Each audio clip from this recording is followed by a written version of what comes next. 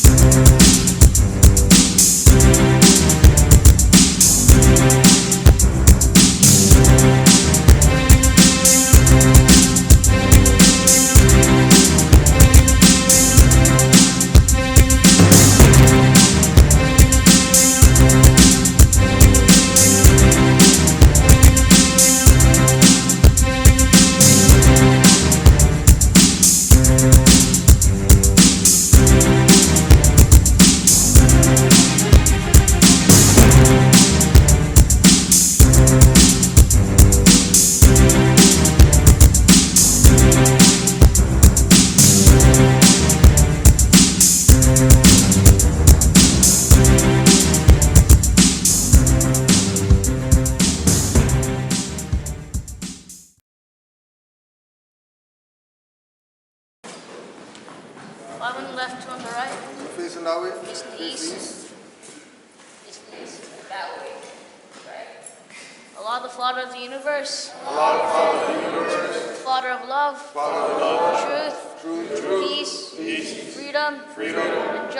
And justice. Allah is my protector. My guide. My salvation. By night. And by day. Through his holy prophet. Noble Juali. Asher, Islam.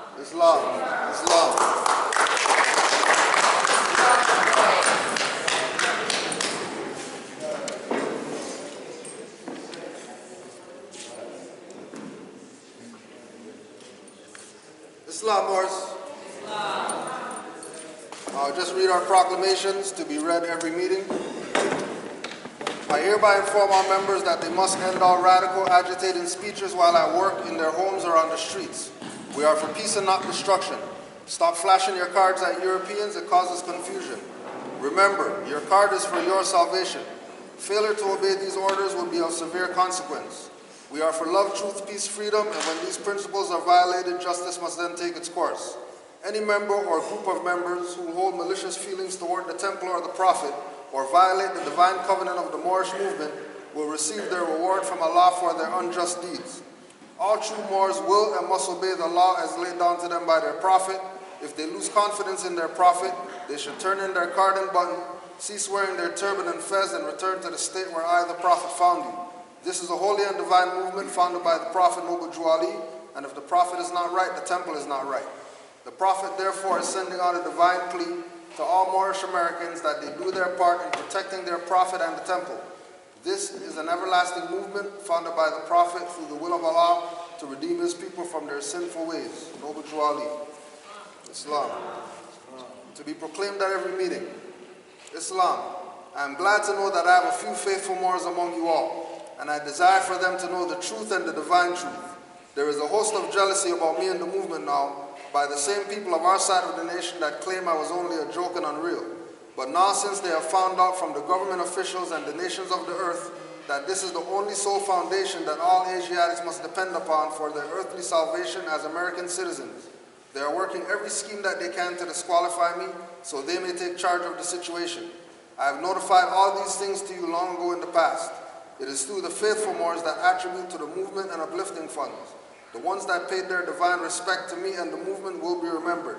That is why I am calling upon all faithful Moors to increase their faithfulness to me, your prophet, and your divine Moorish movement. I need finance and I need it badly. Never before have I needed finance so badly as I do at present, so I can shove aside the discord that is facing the nation. It all comes through jealousy because of my fame and nobility. The nations of the world will not recognize the movement without I, the prophet, being head. It has been proven by my works which I have performed in the past few years. Prophet Noble Drew Ali. Islam. To the members of the Moorish Science Temple of America. Islam.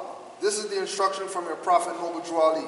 Be faithful unto your forefathers' divine and national creed, that you will be blessed for your good deeds that you sow in the flesh. Allah is the one that judges the world, and his judgment is now on. But the weak can comprehend it not. The end of time is drawing near, so says Allah to his divine prophet, I am Noble Drew Ali. And that's why many hearts have been turned to stone. Many have eyes to see but cannot see, ears to hear but cannot hear, lest they would be confounded of their sins. These are trying hours now, dear Moors, and every evil spirit is moving. And they are trying every weak mind to overthrow and drag out the true foundation that has been laid, and to cause confusion in the minds of the ones that do believe. But if you have the true love of Allah and the spirit of your forefathers, you fear not what you hear or see, but will sacrifice the utmost of your very life to protect your movement and your prophet. Watch your enemies, dear Moors. Your enemies are the ones that speak against your prophet and ridicule him to the very lowest, and the ones that speak against your divine and national principles of your temples. Act accordingly, and Allah would bless you for your good work. Peace, your divine prophet, Noble Drew Ali. Islam. Peace and welcome everybody to this is our 10th annual Noble Drew Ali year.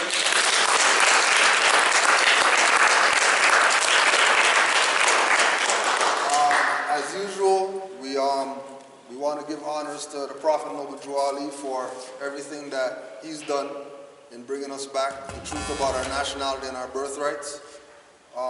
We also want to give thanks to everybody who's here, people who traveled to be here from outside of the jurisdiction of Canaanland. Give them a round of applause.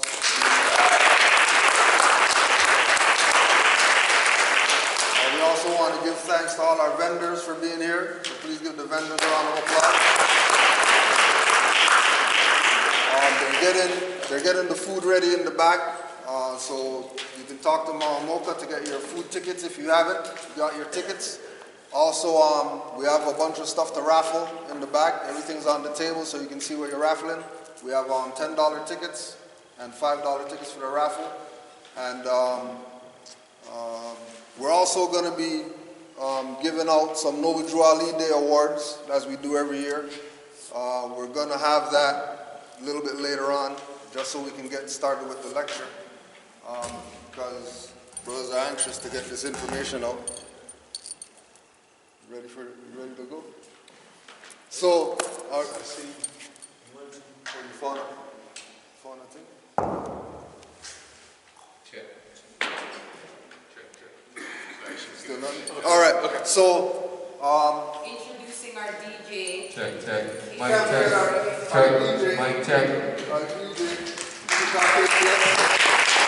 Check. Thank you. Got it. All right.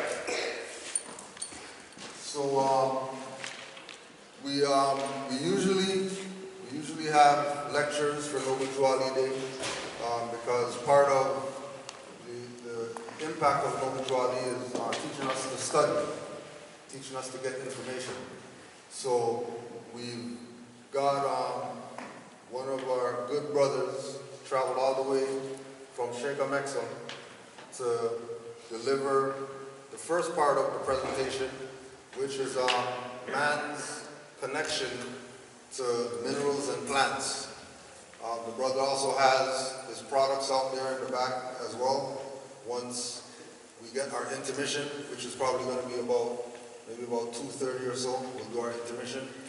If anybody feels like they need to get food before the intermission period, feel free to check the window back there and you'll be able to get your food. We just ask if you do that you do it quietly so you don't disturb people who are trying to get their information. So first up, Brother David May, he's going to be speaking on, again, the body blueprint, the mineral connection between man and plants. Give it up.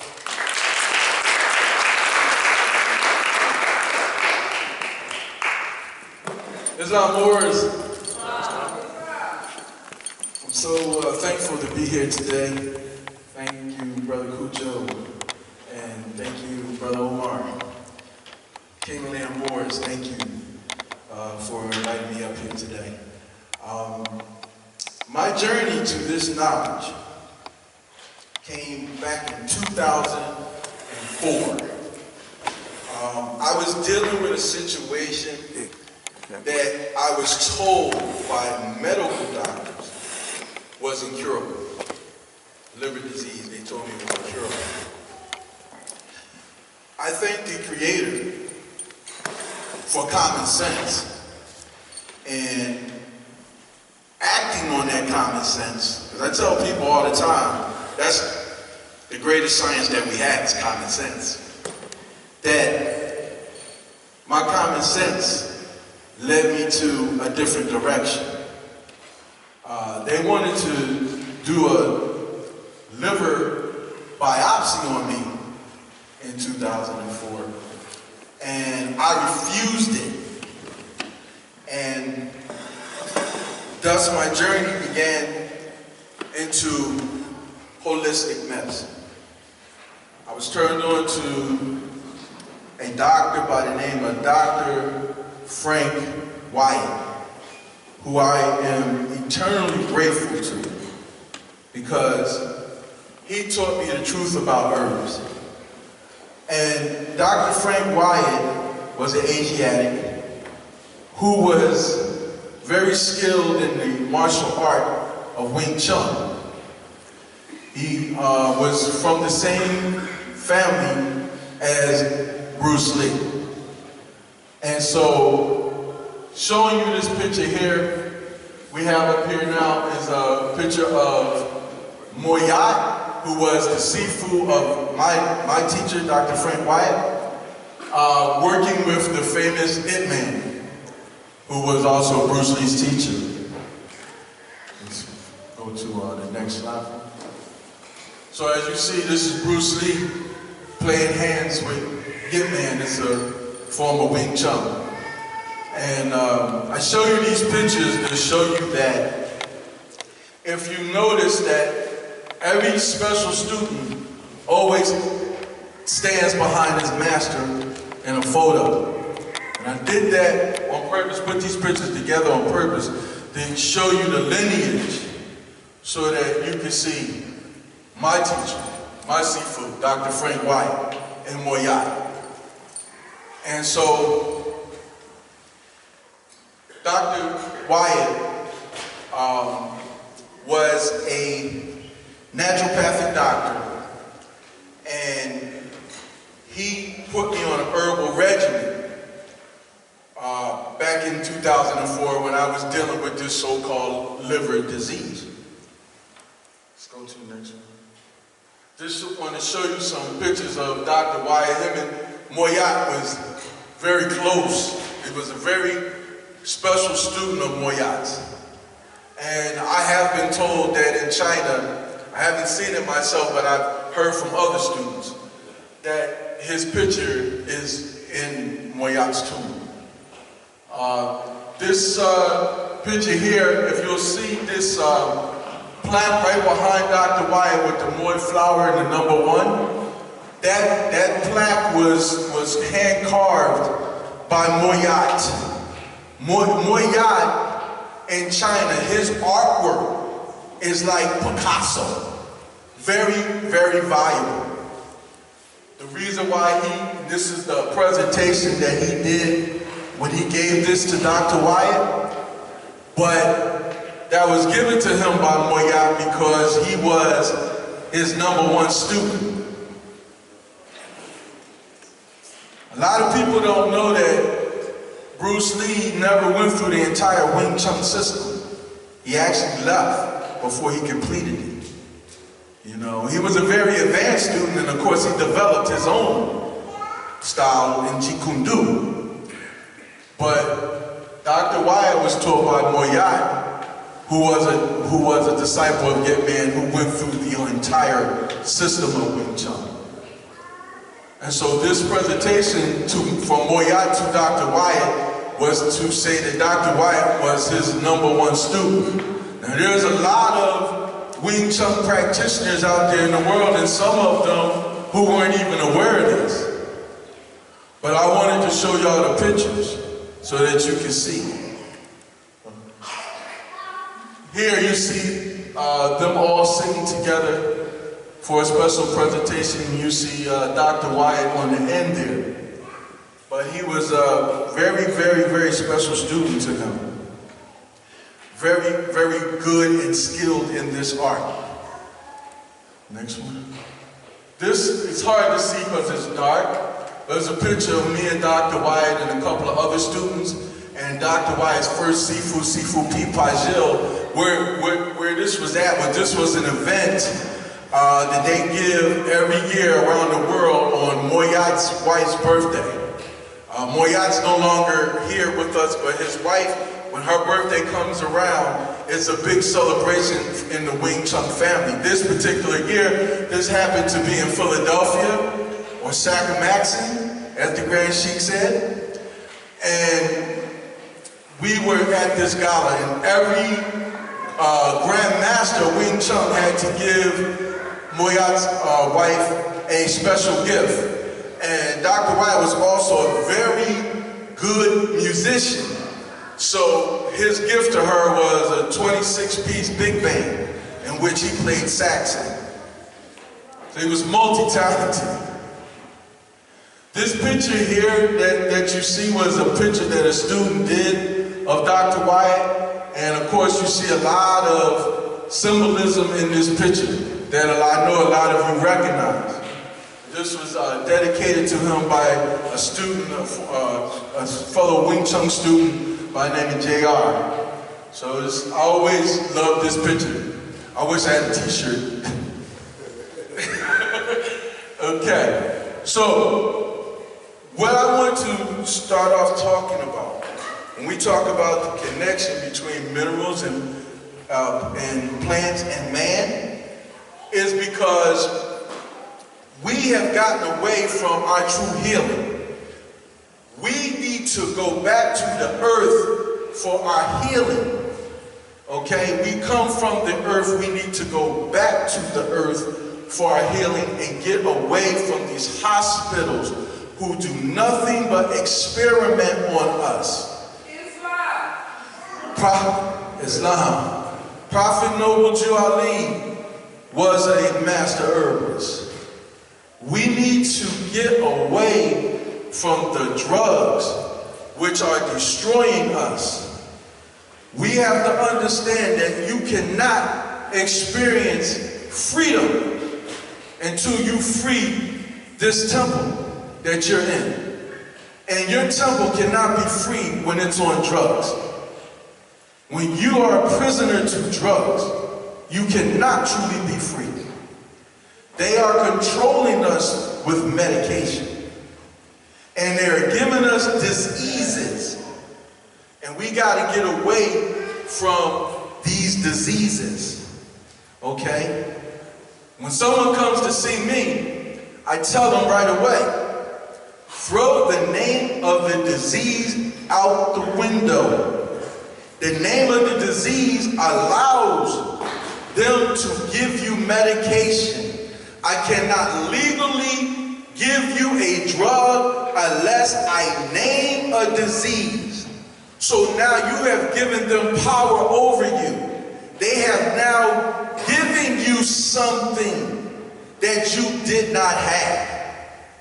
Let's think about this. Where did these diseases come from? Our ancestors did not know about these diseases.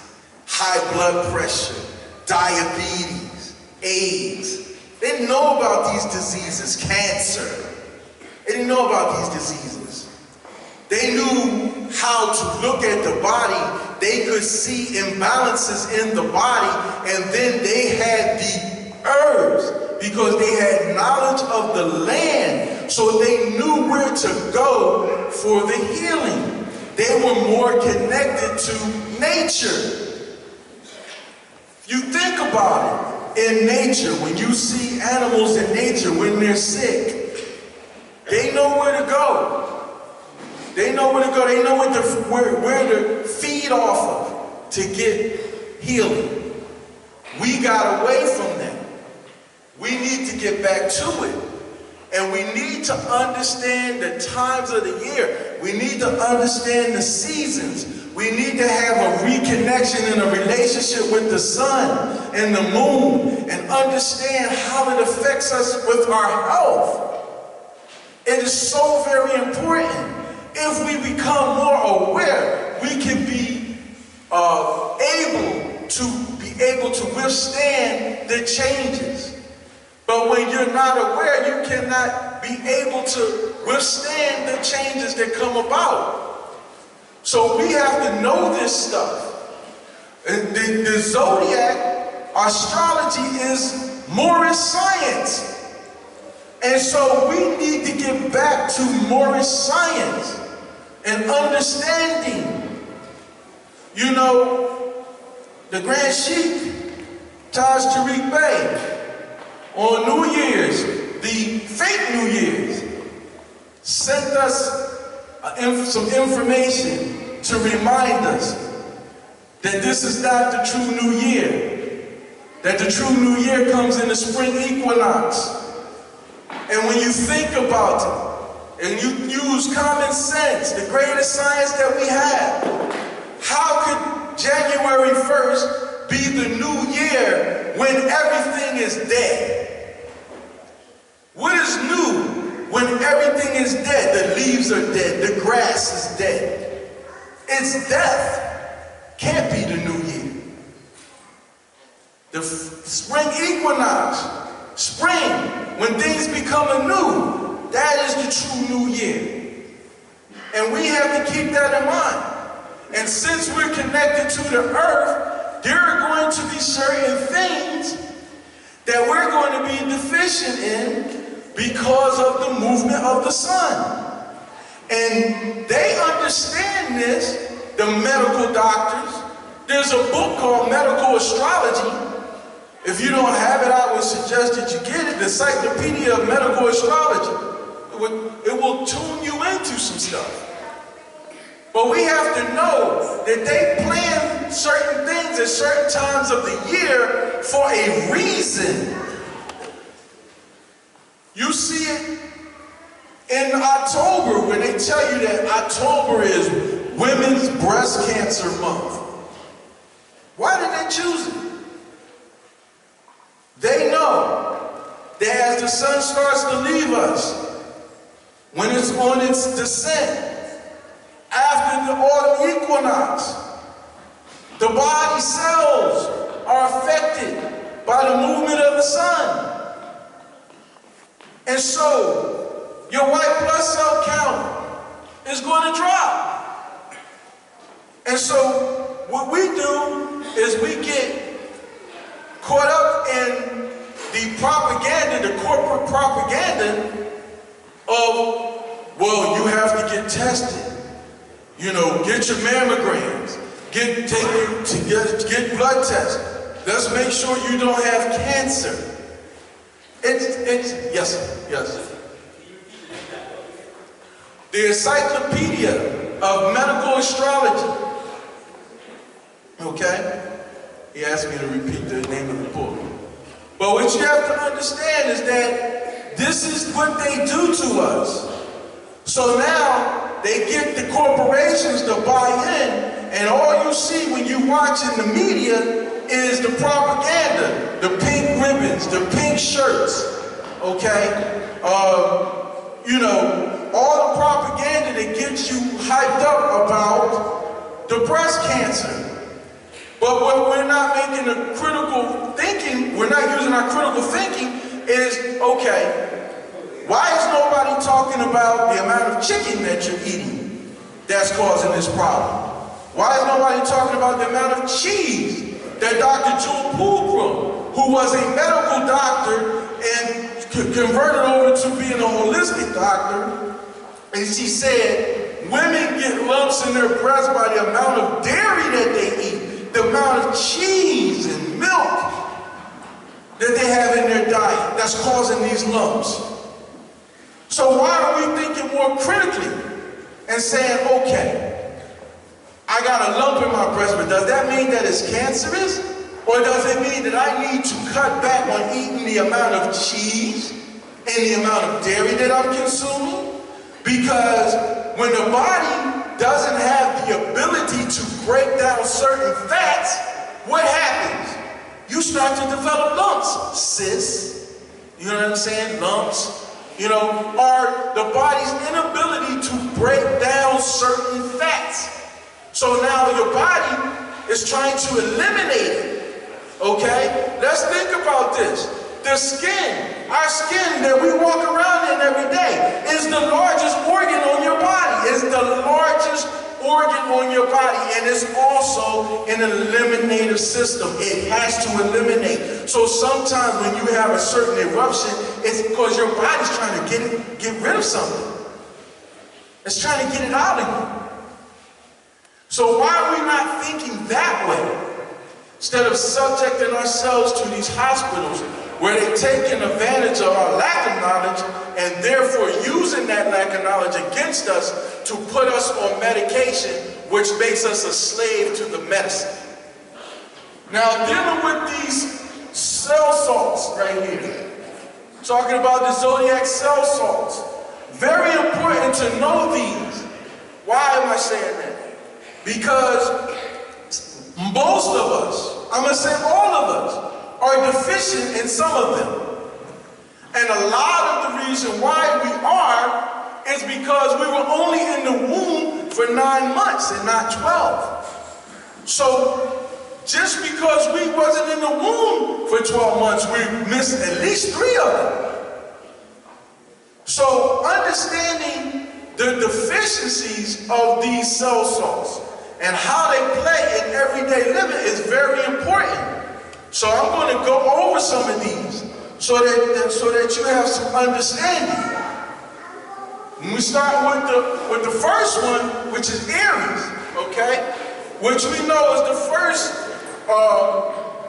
zodiac, okay? Which makes sense because Aries is the head, and we think about how we come into this world, we come in head first. If we come in feet first, there's a problem. We should be coming in head first. Okay? And so, when this Aries is connected to the cell salt potassium phosphate, okay?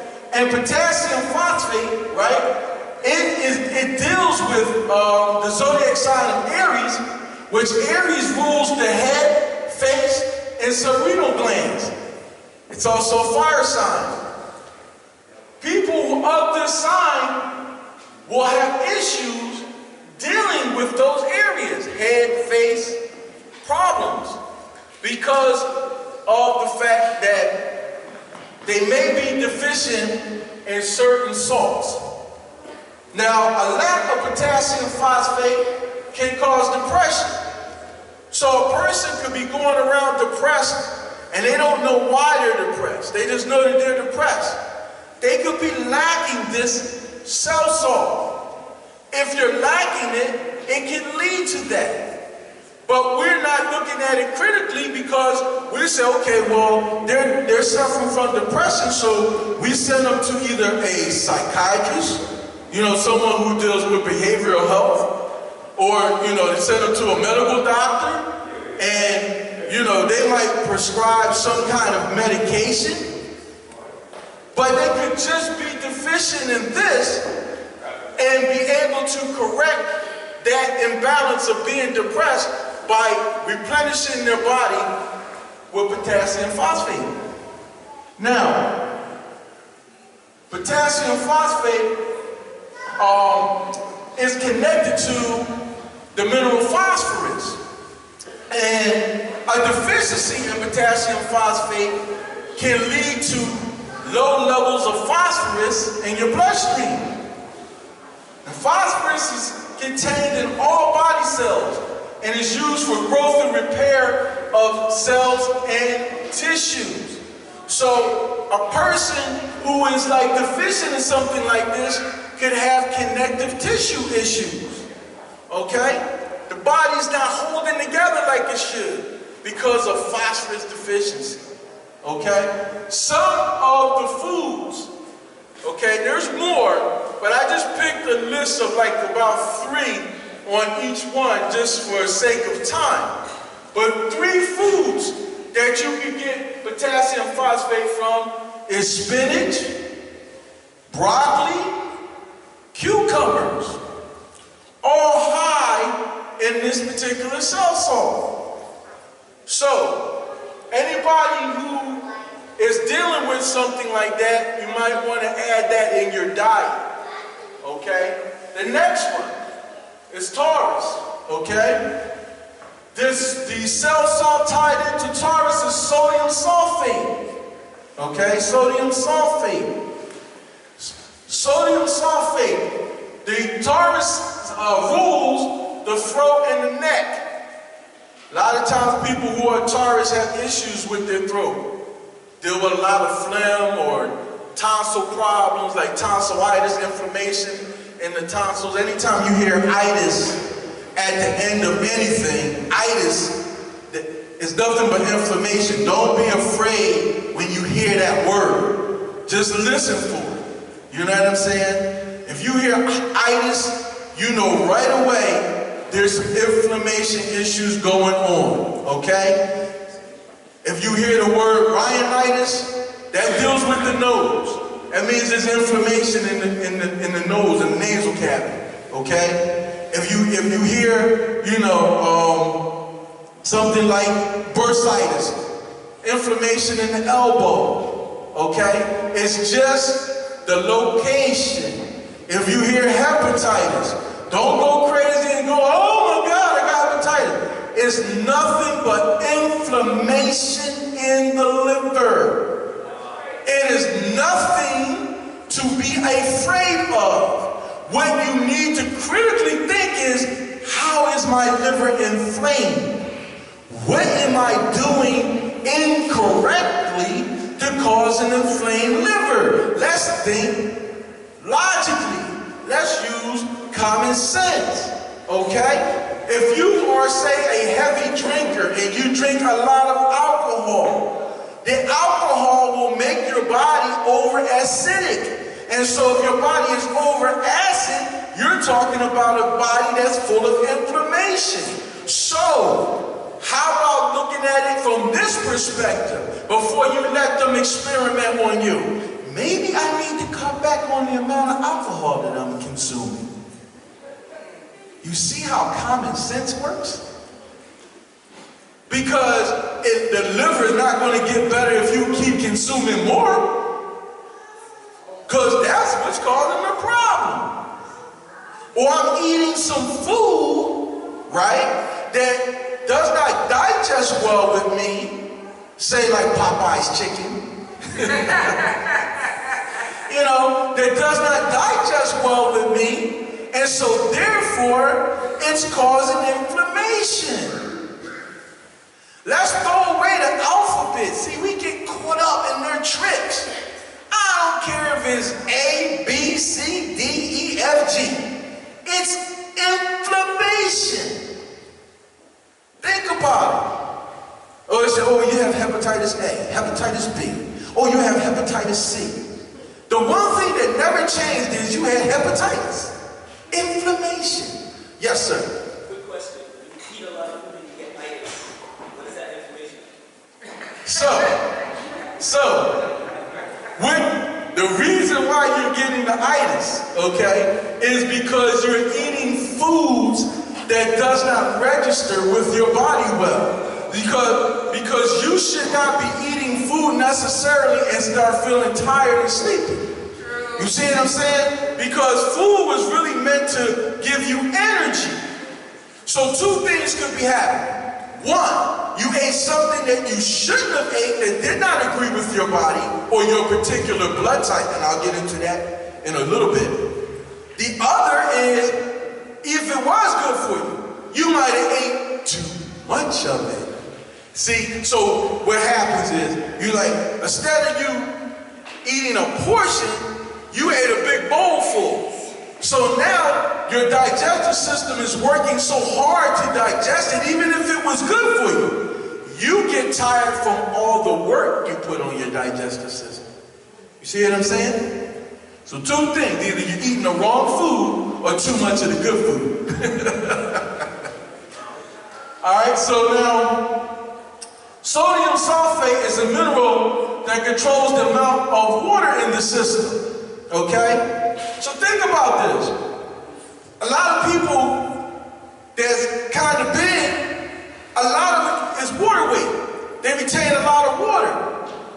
So, if they're retaining a lot of water and they're deficient in sodium sulfate, guess what? They're going to continue to keep retaining a lot of water because this will help them move fluid out of the body. Okay? Give them proper balance. You see what I'm saying? You know, one thing that we got to understand is we got to listen to some of the stuff that they tell us. You know, one of my pet peeves is when somebody tells me, well, the doctor said I got congestive heart failure. Congestive heart failure is nothing but fluid around the heart. And so now when you understand the body, this is what you have to understand. What in your body has the job of moving fluids? Your kidneys. Your kidneys. So if I got congestive heart failure, this excess fluid buildup around my heart, what's going on with my kidneys? There is no separation. Something has to be going on with the kidneys for this fluid to build up. So we have to take a critical look at what's going on and what vitamin and mineral deficiencies that the kidneys have that need to be corrected so that they can function properly, so the fluid can move like it's supposed to. All right? Now, it's important to maintain a diet low in starch. These are those who are Tauruses. Diet low in starch, fat, and sugar, because Taurus people have to fight the battle of the bulge. So they have to be aware that these particular types of foods, a lot of starch, a lot of sugar, and a lot of fatty foods, they will hold on to a lot of weight and a lot of water weight. So they want to make sure that they are aware of these situations so that they can maintain health. All right? Now, sodium sulfate is present in both the liver, the pancreas, the hormones of the kidneys, and I just got through talking about the kidneys, okay? And imbalance of this mineral in the body can cause bloating and symptoms of congestion around the thyroid gland, which deals with metabolism, that also deals with weight, and water retention. You see what I'm saying? Going back to what I was talking about with water retention. Now, some foods that are high in this particular mineral, beets, asparagus, cranberries, are high in this mineral sodium sulfate. Okay? Go to the next slide for me. All right, now, we're dealing with Gemini. Okay? Potassium chloride is the mineral tied to this zodiac sign. Okay? Gemini rules the shoulders, arms, hands, lungs, and also the nervous system. Gemini people have a tendency to get high strung. And Gemini people have a tendency to have issues with shoulders and arms, okay? But a lot of times, why people who are high strung like that have problems with the shoulders is because shoulders, emotionally now, because everything's not physical, emotionally, spiritually, shoulders represent burden. So a lot of times when people have these shoulder issues like that, a lot of times the reason is because of being overburdened. Gemini people can get overburdened and overwhelmed very quickly because they're workaholics. Okay? Now, potassium chloride builds fibrin in the blood, organs and tissues of the body. A deficiency of this mineral can lead to clots in the blood and circulatory system. Potassium chloride also keeps the lungs and bronchial tubes unclogged. So a person that's dealing with lung issues, which is a trait of Gemini, having problems with the lungs. This mineral helps to keep the lungs unclogged, bronchial tubes unclogged. So a person who quote unquote has certain breathing issues because of some certain lung imbalances may need some potassium chloride in their diet to help keep those areas clear. Okay? Now, Gemini is ruled by Mercury, which makes them vulnerable to upper respiratory infections. They're known to have this. Bronchitis and asthma. They also have very sensitive nervous systems. So moods like anxiety and nervousness can literally make them sick. What we're talking about now? We're talking about mindset. Worrying too much. Okay? Feelings of overwhelmed, overburdened will literally make them sick. Okay? Here are foods that are high in potassium chloride. Asparagus, wild rice, peaches, and apples. High in this particular mineral. Next one we're looking at is Cancer. Okay? The zodiac sign of Cancer, which deals with calcium fluoride. Okay? Calcium fluoride. Cancer rules the breast and the stomach. Okay? A lot of people under this sign deal with issues of the breast and stomach problems. This stuff is very important to know. This science is very important to know. I can relate to some of this stuff personally in my life that I know. My dad was born under this astrological sign, and my dad transitioned from stomach cancer. So, I can relate to a lot of this stuff and see where it does apply to us. So we have to be very aware, okay? Now, a deficiency in calcium fluoride can cause varicose veins, receding gums, curvature of the spine, and eye problems. So, you might be having one of these experiences and don't realize that it's coming from a deficiency in calcium fluoride. Cancers are susceptible to gaining weight in later years due to tension, anxiety, emotional stress, are leading causes of illness among cancers. They have delicate stomachs and digestive systems. So if you're born under this astrological sign, you know that you have issues with the stomach and your digestive tract. So guess what? It's not nothing to be afraid of. It's to use common sense. I have to make sure I take care of my digestive system by doing the correct things to keep it strong and healthy. That's all. Foods that are high in calcium fluoride: beets, whole grain rye, fish, and oysters, all high in this mineral. Let's go to the next one. Okay, now we're talking about the sign of Leo. Okay? Leo is tied to the mineral salt of magnesium phosphate. Leo rules the spine, back, and heart. Okay? Magnesium phosphate keeps the motor nerves in top functioning order and is also necessary to the formation of the skeletal structure. Okay? Magnesium phosphate forms blood albumin and maintains the fluidity of the blood and activates the digestive enzymes. Leos live healthy lives, however, they must learn to slow down in later years to avoid the risk of heart attack.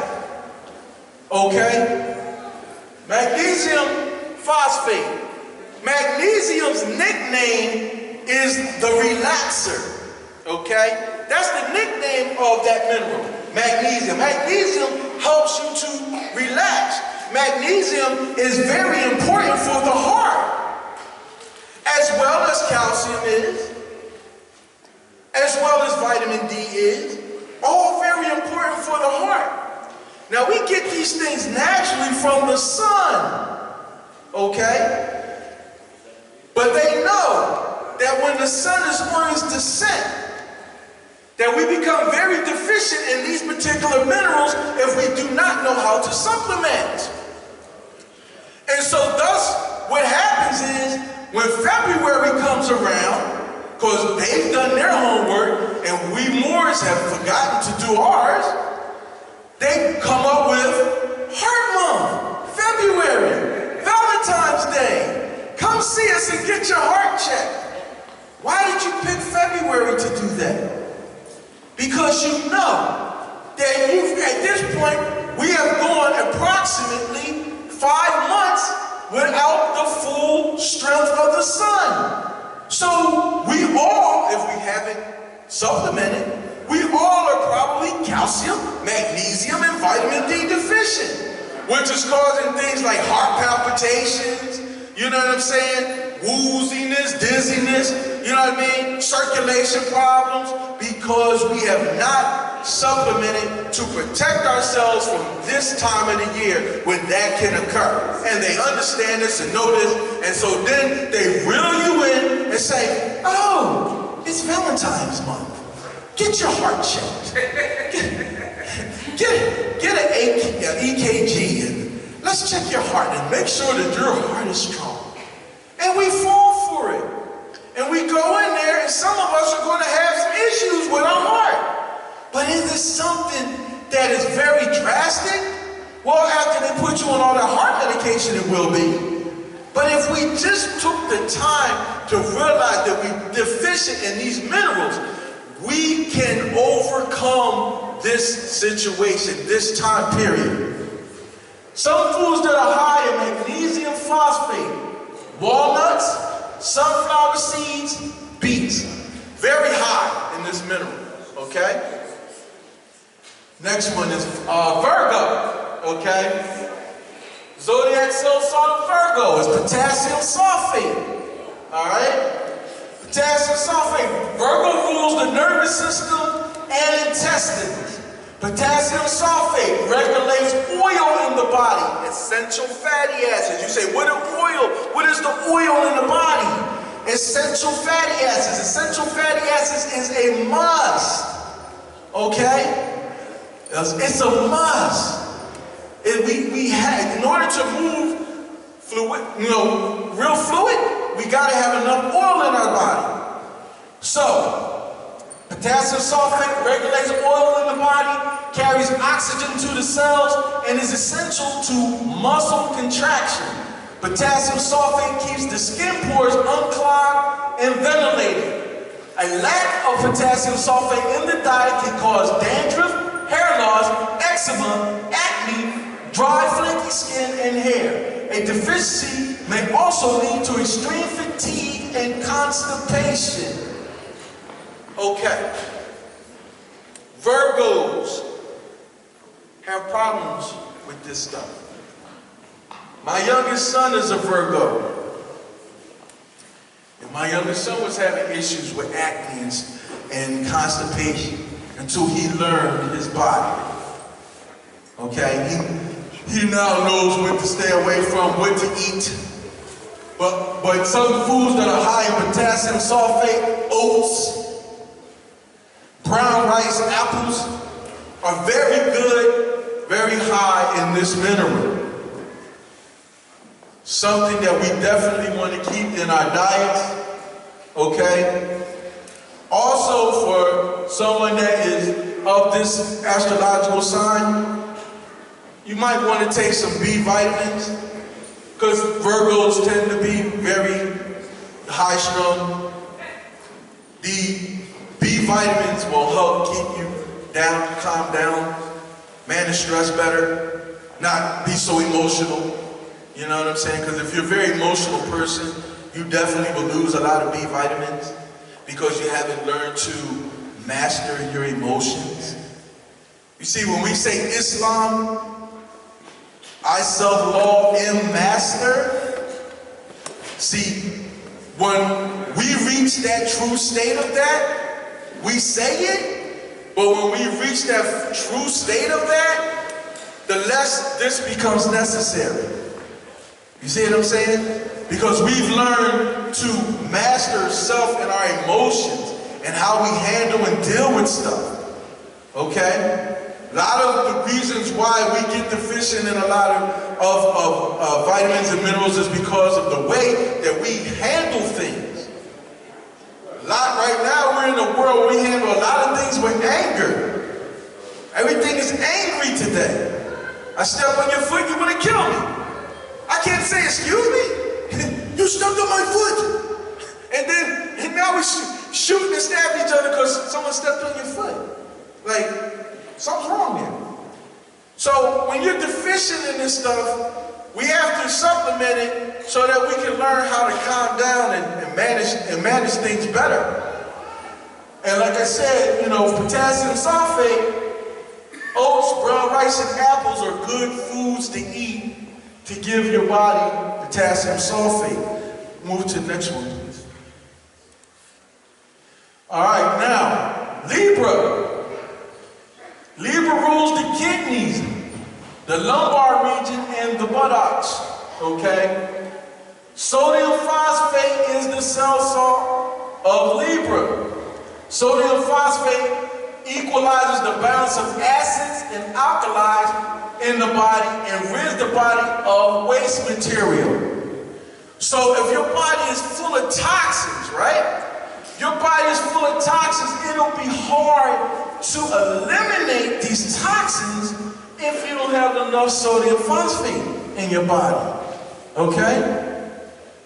A lot of us don't drink enough water. You have to drink water. Okay? There's more water on the earth than there is land mass. Don't you think we got enough water too? We need water. If we're not drinking enough, we're going to have problems with digestion. We're going to have problems with bowel movements. We got to drink water. We can't, it helps us rid toxins. And water is high in potassium and sodium. You know what I mean? Electrolytes. If you're deficient, your electrolytes will be off. So we got to be good water drinkers. Okay?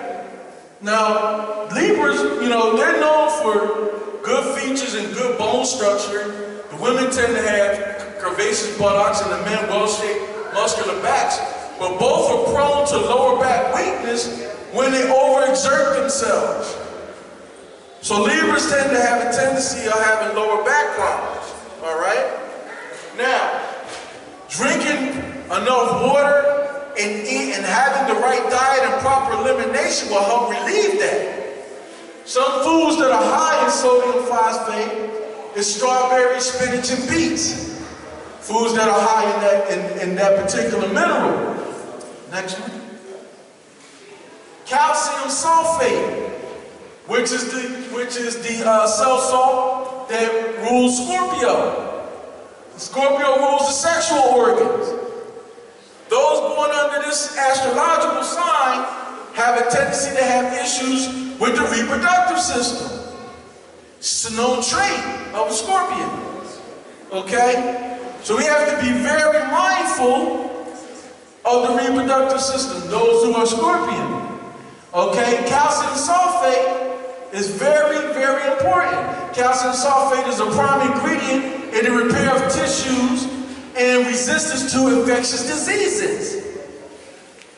So, a lot of times, if you're deficient in some of these minerals, you become susceptible to certain disease as a result of being deficient in some of these minerals. Whereas you go into these hospitals and they shoot you up with all these drugs, all this kind of penicillin or moxicillin or whatever kind of cillin that they're going to give you. But what you got to understand is that what the medical establishment gives you masks the symptom. It does not get rid of it. So the feeling is that I'm better. But it's still in you. Because the only thing that can rid your body of these toxins is herbs.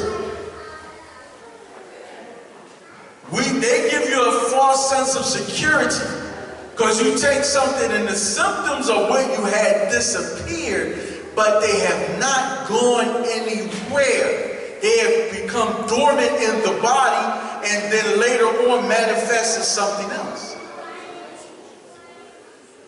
Now, the scorpions that deal with the low resistance to infectious diseases usually have issues with the nose, mouth, throat, esophagus, and reproductive organs. I know a lot of scorpions that deal with sinus problems, okay? Deal with a lot of sinus issues, because they just have a tendency to just be angry. I guess that's why they're born under the sun that can sting you. But they have a problem with that sometimes. So, you know, you want to take minerals that will clear that system out, keep you from being clogged up and full of mucus. As the famous holistic practitioner, Dr. Sebi said, the number one disease is mucus. So true. Foods that are high in calcium sulfate, black cherries, figs, tomatoes, are foods that are very high in this particular mineral. Now, silica is the cell salt that rules Sagittarius. Sagittarius rules the hips, thighs, and liver. I am under this astrological sign, so I can relate to this, okay? I can relate to why I developed a liver imbalance, okay? I can relate to the hip issues, the thigh issues. It's a natural thing for Sagittarius, so we have to be very mindful in those areas, okay? Silica strengthens the nervous system, keeps the connective brain tissue healthy, and prevents numbness in the fingers, legs, and feet. Well, one of the things that Sagittarians are prone to is sciatica. How many of you know about that? Sciatica. Sciatica is a nerve pain that runs down your leg and makes your leg feel numb. It'll sometimes can be so bad you'll be dragging your leg. That's how numb it gets. Okay? Sagittarians have a lot of issues with sciatica. Okay? But silica is a mineral that helps with sciatica. And one of the herbs that I used to take that's high in silica is horsetail. Horsetail is an herb that's very high in silica, and so therefore getting that mineral helps relieve that kind of condition. You see what I'm saying? So we need to know stuff like this. You know, Sagittarians have to be physically active, because if they stay stagnant, they get sick. I can relate to that. Because if I stay around too long and don't do nothing, I don't feel right. So I gotta do things. I gotta work out in order to maintain health. If I don't, my health will decline. And so we need to know stuff like this, okay? Now, they often have chronic aches in the hips and thighs and may be vulnerable to sciatica, gout, hip disease, and sometimes lameness. They tend to have sensitive livers that instantly suffer from overuse of alcohol. I can testify to that, because when I was younger and I was hanging out with the fellas, why was I the only one always falling out after drinking? Because my liver couldn't handle it. I couldn't handle it. It would be something that we would joke about later. You know what I mean? Oh yeah, Dave, you fell out the other day. Or they say, you know, they might have filmed me on camera. Look, Dave about to throw up. And I didn't know that it was because I was prone to have a weak liver because of my astrological sign, that I inherited that. And so I need to be more mindful and take care of it. Also, they are susceptible to hepatitis. Lack of silica results in dull skin, sores, and receding gums. Some foods that are high in silica are green peppers, oats, and beets. Green peppers, oats, and beets are high in silica. But my story with me that I told you earlier about the liver problem, right? I never took any of their drugs, and I beat the disease. Okay? By seeing Dr. Wyatt and taking herbal supplements and no drugs, I beat the disease. Okay? To the point that they had to bear witness to it and tell me that the disease was no longer there. Well, they didn't have to tell me that. I knew how I felt. We have to know and recognize our bodies. So we have to know how we feel. In order to defeat something, you have to know yourself. Know myself. And so in the process, of going through that situation, the medical doctor looked at me and said, are you taking anything different? Because your liver is getting better and you're not taking any medication. I showed him the herbal regimen I was taking. He looked at it. He smiled. He laughed and said, they don't do nothing but take your money. I don't know where these people come from.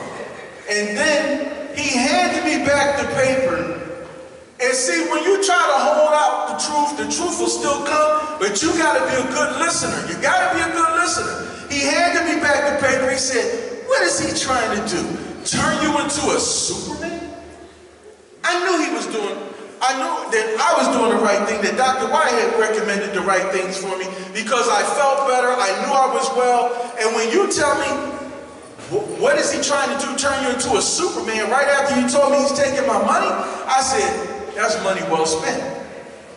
Because who wouldn't want to be Superman? So I'm like, and we know Superman was a Moor anyway, Kal-El, right? So I'm like, Superman was a Moor, so I'm like, how else would I want to be than a super Moor, So, Capricorn, that deals with bones, joints, knees, and teeth. All right? Calcium phosphate is the cell salt that deals with Capricorn. Calcium phosphate is the most important element in bone formation. A lack of calcium phosphate, right, can cause rickets, curvature of the spine, all right? Teeth disorders, pain in the joints, all right? Capricorns tend to have knee and joint problems and may be vulnerable to rheumatism, arthritis, neuralgia, and orthopedic problems. Foods high in calcium phosphate is oranges, celery, dandelion greens. Very high in the mineral calcium phosphate. Dandelion greens is so powerful for somebody who's dealing with liver problems too, because dandelion is a herb that strengthens the liver and the spine. It is very important that if you're having any kind of spinal issues or liver imbalances to eat dandelion. Very, very important. Now the next sign is Aquarius, okay? The Aquarian sign is connected to the cell salt of sodium chloride. Sodium chloride. Aquarius rules the circulatory system, the calves, the shins, and the ankles, okay? Sodium chloride is common table salt. The best way to absorb sodium chloride naturally by eating the proper foods that include ocean fish, lobster, tuna, oysters, spinach, walnuts, apples, pears, peaches, squash, almonds are all high in this mineral. Should be consuming. Aquarians like to immerse themselves in projects and activities, and that leaves them little time for balanced meals. They are snackers and often eat wrong while on the run. Aquarians are easily stimulated with quick and extremely sensitive minds that are easily thrown off balance and overwhelmed. They should cut down on coffee, which can make them nervous. On the other hand, they can try herbal teas to relax. Okay? So if you have an overstimulative mind, you don't want to be consuming a lot of caffeine. okay? Your mind already moves fast at warp speed. All right, the next one, Pisces. All right, Pisces, ferrium phosphate. Pisces rules the feet, toes, and the mucous membrane. Ferrium phosphate is iron, okay? Now, a lack of iron in the system can lead to anemia, low blood pressure, inflammation, glandular problems, and heart irregularities. Pisces are prone to colds, sinus trouble, water retention in the body. Foods that are high in ferrium phosphate are barley, blackstrap molasses, and spinach. Now, I can tell you a story about my cousin who was in the hospital for congestive heart failure. He is under this astrological sign of Pisces. Now, if a Pisces is deficient in ferrium phosphate, which is iron, they are known to retain a lot of fluid. So, when I talked to my cousin when he was in the hospital, I said, listen, I know that your iron has to be low if you're retaining all this fluid. That didn't just come from out of nowhere, okay? That didn't just pop up out of thin air. I said, you're probably deficient in iron, okay? Which is very bad for Pisces. You will retain water if you're iron deficient. And so, he had an app on his phone that he could see what the doctor diagnosis was. And he went on his app, in his hospital bed, on his app, and he said, you're right, because they said that I have iron deficiency anemia. I said, yeah. I said, we get your iron up, that fluid will start moving. And so in the process of that, we got him on some natural iron, because you don't want to take no medical medication, chemical iron, because that constipates you. That will constipate you. But natural iron will not constipate you. Okay? So we got him on some natural iron, and his water started coming out. He lost over like 15 pounds of fluid. Okay? So you have to be mindful of stuff like this. This stuff is very, very important to know. Okay? Okay. So what time? 15 minutes? Okay. All right. So, what you have to understand is, knowing these things, knowing what cell salts you're deficient in, all these things are important to maintain health. It's very important, okay? And like I said, we're all deficient in some of them, all right? And like I said, for us being in the womb for 9 months, the 3 months after your birth, you're definitely deficient in. Me being Sagittarius, silica, calcium, the salt or sodium chloride, all of those are salts that I need, because being deficient in them will cause issues in my body. So I got to make sure that I have them. You know what I mean? Ferrium phosphate is important. I got to have iron in my body, and I know when I'm iron deficient because I'll have a weakness in my back. I'll have some lower back pain. And I'm like, okay, I know my iron's low. And then soon as I take some iron supplements, bam, my iron count comes up, the strength of my body comes back. So it's important to know this. Now what we have up here is what I call blueprints, okay? You can figure out deficiencies in your body when you understand this science, okay? We actually have the blueprints on us every single day, 24 hours a day, to find out whether or not we're iron deficient, whether or not we're potassium deficient or sodium deficient. These things are available to us 24 hours a day. We just lost the knowledge, okay? But going over the body's meridian, energy meridians, I can figure out the deficiencies in the body and then make recommendations on what will help correct those deficiencies to bring you back into balance, okay? Instead of focusing on name of diseases, we need to focus on the imbalances, okay, in the body, all right? Let's stop focusing on high blood pressure, diabetes. Most people that I see that got told that they were diabetics usually wind up only just being manganese deficient. And what is manganese? Manganese is a mineral that regulates your blood sugar levels, okay? And one of the ways to get deficient in manganese is eating seedless fruits. You should stay away from seedless fruits because seedless fruits robs your body of this mineral, which is so very important to you.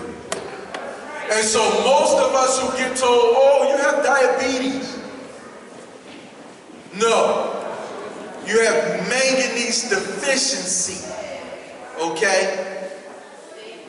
Seedless fruits are very destructive, all right? Manganese, the nickname of that mineral, manganese, the nickname of manganese is the nurturer. It's a very caring mineral. A woman who is deficient in manganese can be very uncaring, which is very unsafe for her children. Because you are the nurturers of the next generation. And so it's very important not to be deficient in this mineral. A lot of emotional states that you go through when you're having a child and even after they're born comes sometimes from being deficient in certain minerals. And manganese is a major one. So you want to stay away from these seedless fruits. Okay? Stay away from them. They are genetically modified and they cause damage. Okay?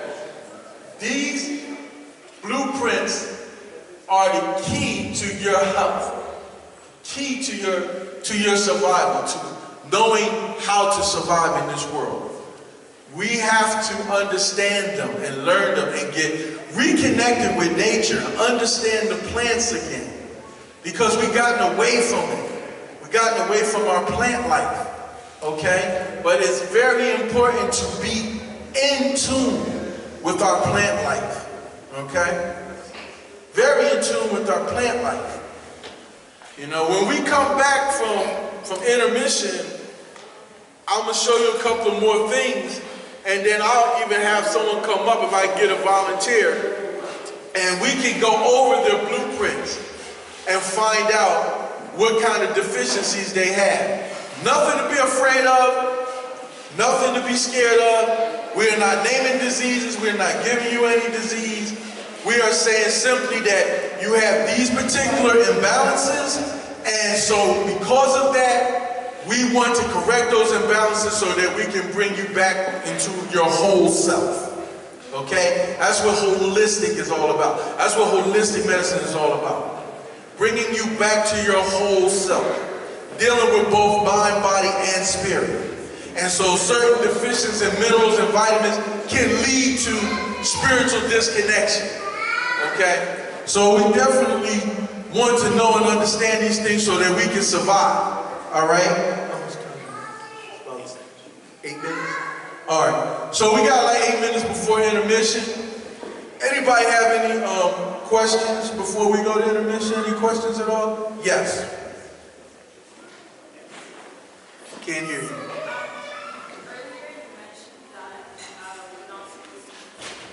You know what? I'm gonna come over to you because I can't. You know, I know the score might not stretch that far. Right.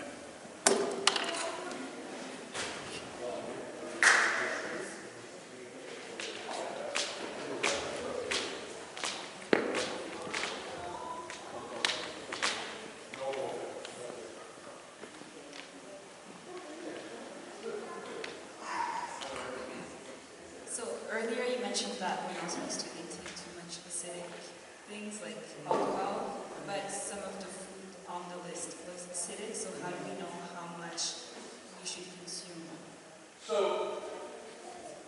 So there are actually test strips that are available that can test your pH. Okay, if your pH is higher than 7.5, then you're getting more to a more alkaline side as opposed to the acidic side. But what people don't understand is that too much alkalinity is not good either. That's why it's called pH balance. You have to have a balance.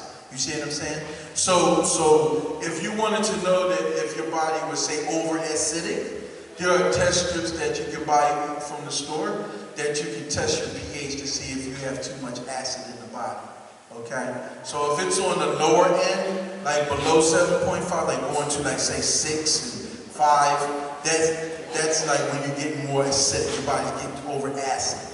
So you try to keep in your diet a balance of foods that are alkaline foods and foods that are acidic foods. Right. You want a balance of them. You don't want to overindulge in one or the other. You see what I'm saying? Give yourself a balance of them, you know? So, in other words, like even with, you know, when we eat, right? Like a lot of us have been like conditioned to eat a starch, a protein, and a vegetable. But I was always taught either a starch and a protein together or a vegetable and a protein together, and not all three. Because sometimes it can cause confusion with the body, not recognizing when you eat all three at the same time. So we just gotta, you know, we gotta learn ourselves again. You know what I'm saying? And so the only way you're gonna learn it is by, you know, seeing what works for you, how you feel. You know, like we know we eat certain things, we're gonna feel a certain way. You know what I mean? Like there's not one of us in this room. I'll get you one second. There's not one of us in this room that didn't have a moment where they say, you know, I'm gonna eat this, but it's gonna give me gas. Let's be real. Let's be honest. You know what I'm saying? So we know certain things we can't eat because our body's gonna go and act a certain way. It's letting you know, okay, this ain't working for me. Your body's gonna, when we listen, we'll realize what's going on.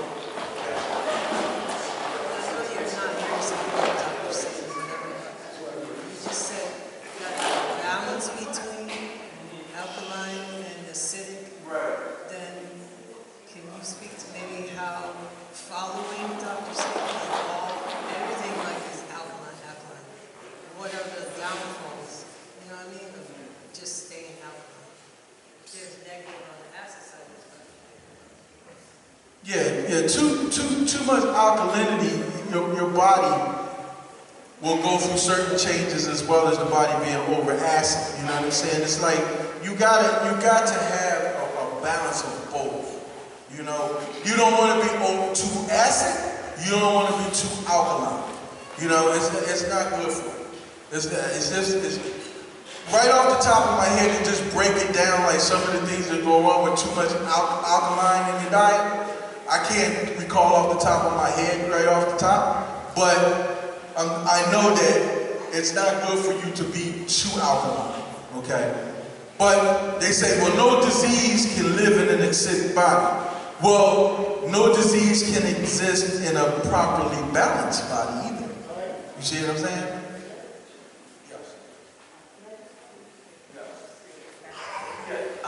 Sister, I think with the cell, so alkalinity, the cell needs to be acidic intracellularly.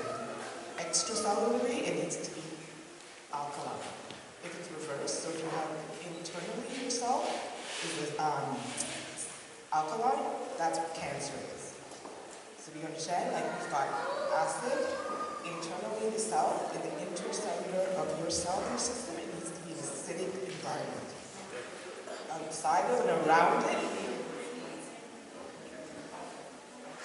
right, so you have to do both. So one of the ways to tell if you're a little bit too alkaline is if you become very depressed, very low in energy, like you're not very assertive in the quality of how your expressions are, you allow people to take advantage of you, you're not very confident, that's actually a low alkalinity. So then what happens, in order for you to become acidic, people get enraged and angry, and that creates acid in the body to fulfill the condensity that you need to alkaline. It's been 10 years and we've been doing this, I think, already. Thank you for that. Okay, so we're about to break for food. So after intermission, I'll go over some more stuff. But thank you for that, and we'll continue, after. So today, I just want to come up and speak on this. I lectured on back in the 2000s was Quantum Health Series, and in Toronto I coined the term Quantum Health Series in 2000s, and we've been speaking on health metaphysics for 25 plus years, and I wanted to promote the store, the new health clinic that we have in the neighborhood. It is at 205 Marycroft, that's in Woodbridge. So it's at Highway 7 by Pine Valley, in between Pine Valley and Western Road. So, and I run something called the Health Club for Men, so we deal with men's health. And that is recently acquired just this last year, so after 20-something odd years of work, now we have our own health clinic. And I also wanted to say a big respect to Brother Dave, who was speaking on health today. He dropped amazing information. So I just also want to mention that. So that's what, and it coincides with kind of what I wanted to speak on today, which is, health metaphysics and promoting the health club. Also, we have a health clinic in there now, brand new renovated. So there was a couple of things that Brother Dave was speaking on that was really, really interesting that I touched upon. I'm going to turn this over a bit. I think I'm speaking a bit too soft, so I think that's a bit better. There's a couple of things that Brother Dave was speaking about today that I wanted to kind of touch on, because it's something that I was also speaking on and thinking about and writing about.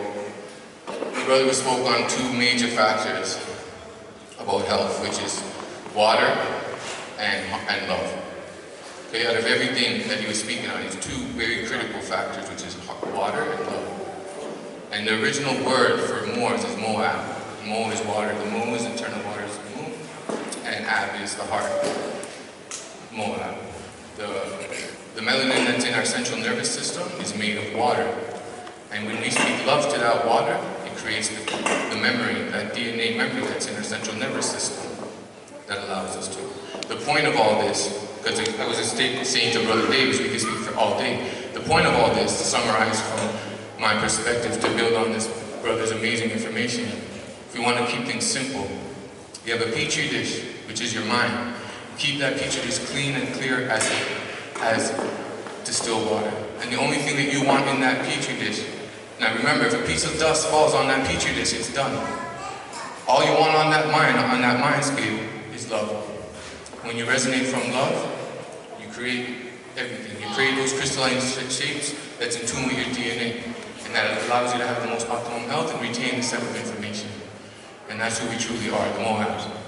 So, that was the one thing I was writing on and this brother was speaking on, so I thought I wanted to touch on a bit.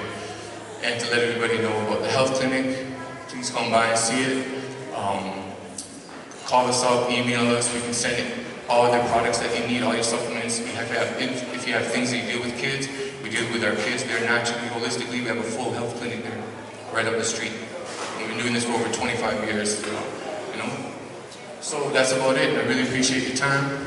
Give it up for these young brothers, these amazing brothers. And give it up to the Moore Science Temple. We've been doing this for 10 years, on top of 15. That's 25 to almost 30 years. Consistency. Give it up. Thank you very much. Good day.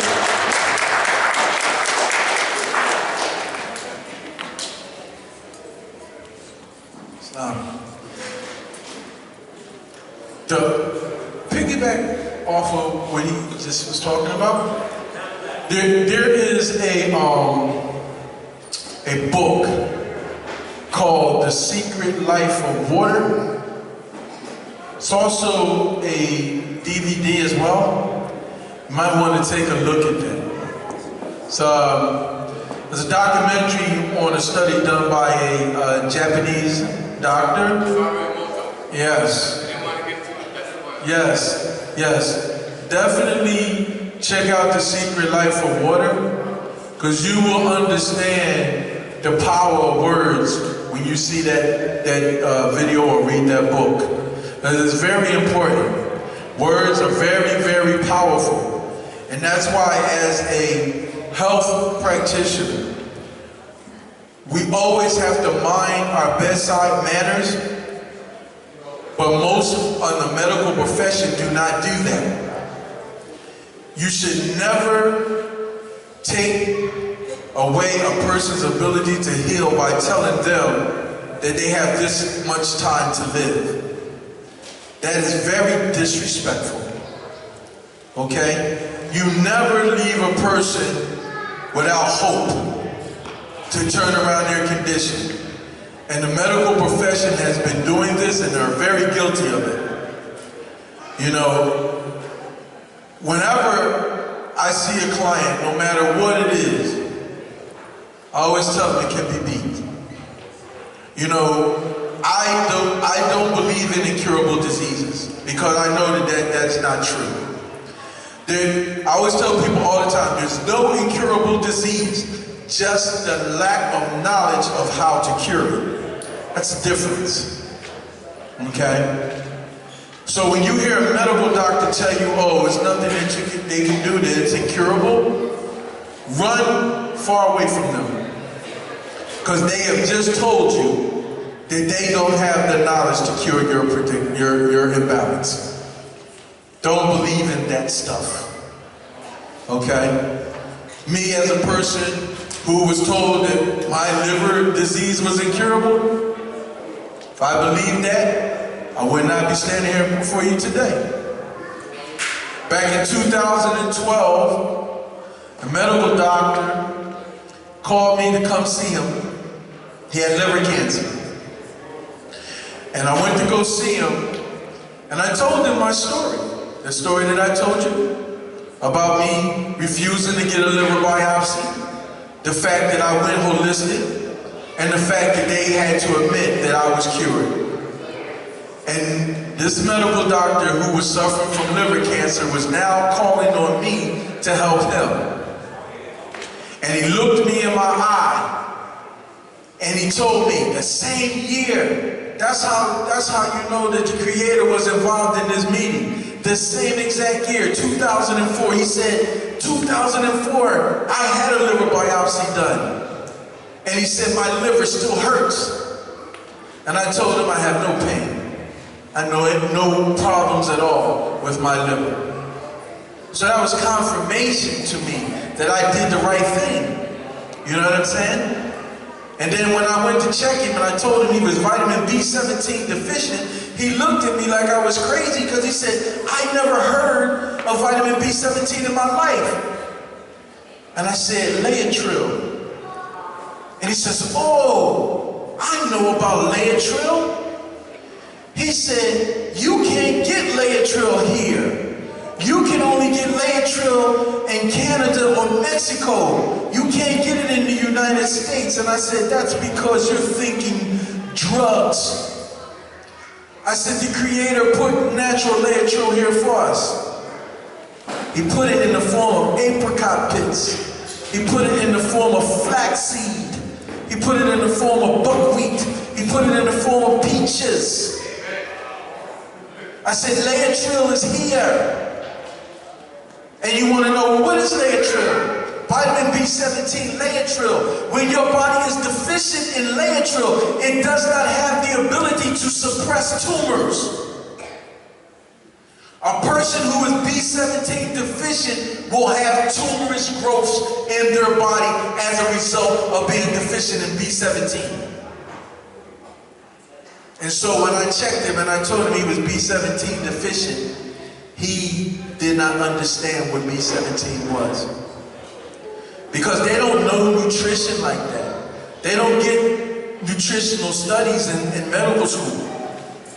About all the years that they go, 8 years of medical school, they only get 5 hours dedicated towards nutrition. So why do we go see them for our health? Chemical drugs don't give you nutrition. Chemical drugs destroy you. We have to realize this. Okay, so that I can stay on point. So I'm showing you the mineral blueprints These are test points on the body to show you where to test for these particular deficiencies. Go to the next slide. This is the vitamin blueprints. This shows you where the test points are to test for vitamin deficiencies in the body. Okay? Most people know about B12. People know about B9, folic acid. Some of us know about B5, which is pantothenic acid, which deals with adrenal glands. But most of us don't know about vitamin B13, B15, B17. You know what I'm saying? If I'm dealing with a person who has an addiction to alcohol, they can't curb their alcohol addiction, I'm going to give them some B15. Why? Because pantothenic acid helps curb the craving for alcohol. Okay? Or I'm going to give them the amino acid L-tyrosine. L-tyrosine helps with curbing addictions. Okay? Also want to clean out the liver, because the liver, emotional state of the liver is the store of addictions. So we got to clean the liver out. This is the way that we got to think. Go to the next one.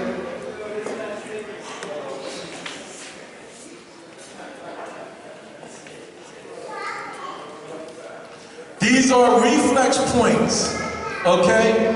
Fatigue reflex points. You want to know why you feel so tired, okay? These are test points to find out where is it coming from? Is it your thyroid that's out of balance? Is it a staph infection that you have that's causing you to be fatigued? Is it calcium deficiency? You see what I'm saying? These are things that cause you to be very tired. Is it food sensitivity, which is nothing but an allergy? Maybe the food that you're eating is making you tired. You see what I'm saying? As the brother said, itis. Okay? Is it your adrenal glands? Okay?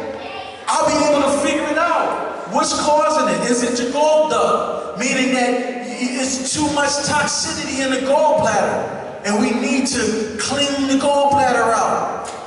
A lot of times when people suffer from migraine headaches, one of the number one causes of migraine headaches is an imbalance in toxic gallbladder. Okay? Could it be pancreas? Okay? If your pancreas is out of balance, your blood sugar levels will be off, which will make you tired. Okay? So we need to know this stuff. You know what I mean? And the beauty of it, no needles to figure it out. A very painless procedure, okay? And very empowering. Go to the next one.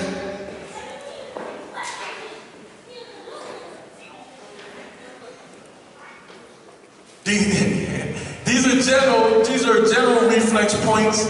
You know, for me to test to see if there's issues with the liver or the bowel, if the bowel transit time is slow, if you're having problems with cholesterol, if you're retaining water. I can tell by this test point on your arm if you suffer from water retention, stomach issues, brain or spinal problems, we can figure it out. You know what I'm saying? We gotta realize that we are electrical beings, okay? And our spinal column, right? It's just like circuit breakers in your house, okay? But certain distance out of balance, whatever energy is governed in that region is also going to be out of balance. It's very important. Go to the next one. Okay, this is an eye science that I do. There are several different eye sciences. Okay, we have iridology, which is the study of the pupils. Okay, we have, the study of the iris. We have pupil border dynamics, which is the study of the pupils. And we have sclerology, which is what you're seeing here, which is the study of the whites of the eyes. And you read the eyes like a clock. Okay. And so by looking in your eyes, I can see certain imbalances in your body, and you don't have to get x-rays. X-rays are radiation. I don't need an x-ray to find out what's going on with you. When they tell you that the eyes are the window to the soul, it is true. Now I can look in your eyes and see imbalances in the body, okay? In the body, some with with sclerology, this science is so good that you can see imbalances in the body a year to 2 years before it becomes a physical problem. So you can catch it early. Because the body will reveal it. Okay? Go to the next one. That's the right eye. Next slide should be the left. Yeah, left eye. Go to the next one. The lips. You think that you can't see stuff by looking at people's lips? Absolutely. If I want to know if you have intestinal issues, right here in the lip. You see a deep line groove in the lip? It's intestinal problems, okay? You have kidney problems here in the corner of your lip, liver, near the tip of your lip, along with the thyroid. All of that will show up. Now, how do you know that it's a problem? What will happen is, we call it degrees of inflammation. There will start to be discoloration in those areas to give you an idea that there's an issue, okay? The stomach, around the outer edge of the mouth, you start seeing a whole lot of whiteness. I know a person got issues going on with the stomach, okay? Go to the next slide. Okay, the face, okay, now, cheekbones represent the lungs. You ever see somebody with deep discoloration in the cheekbones?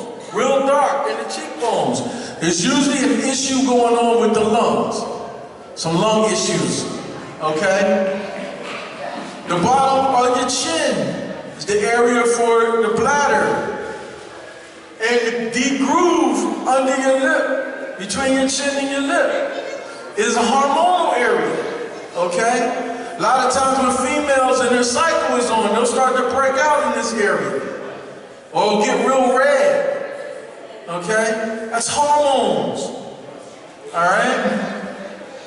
The nose, heart area, okay? Rudolph the red-nosed reindeer. If your nose is real red, there's tend to be some issues going on with the heart, okay? Stomach, along the bridge of your nose. Also kidneys underneath the eyes.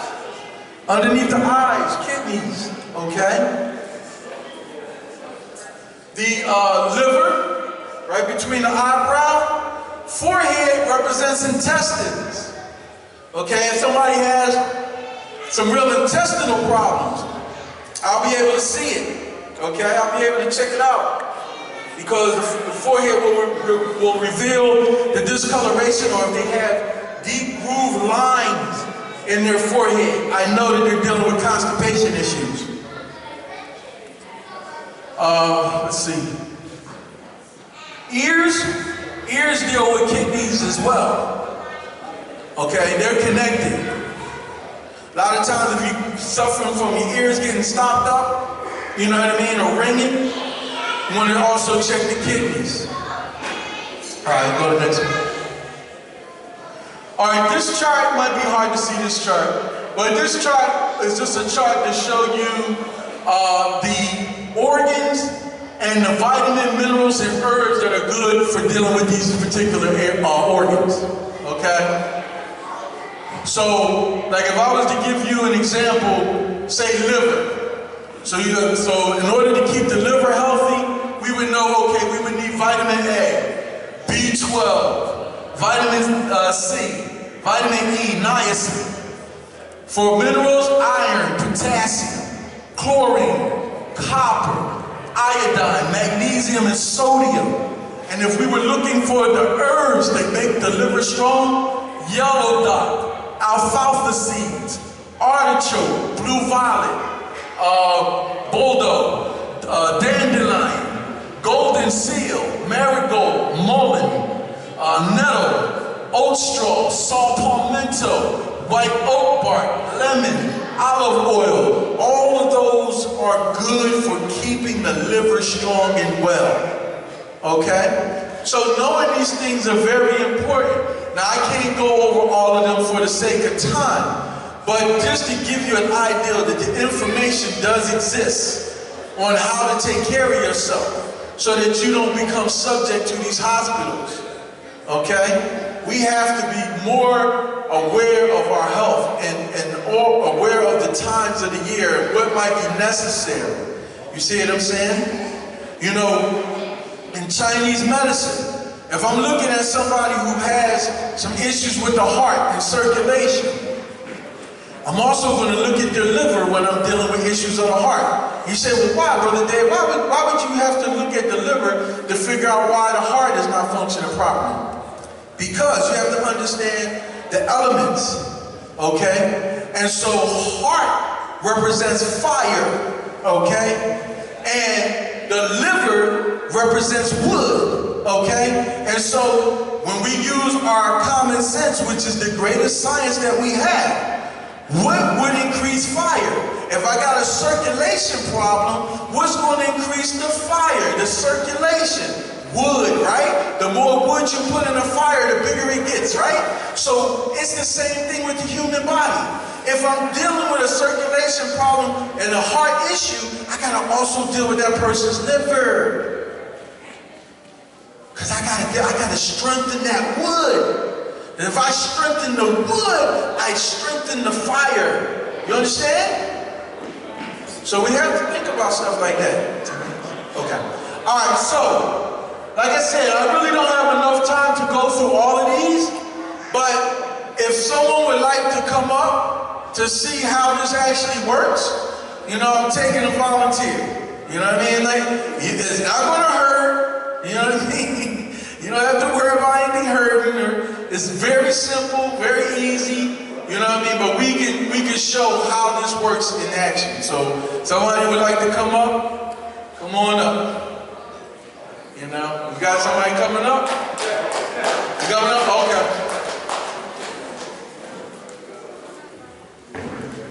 All right, my brother, how you doing? All right, what's your name, brother? Brother Billy? All right, this is Brother Billy.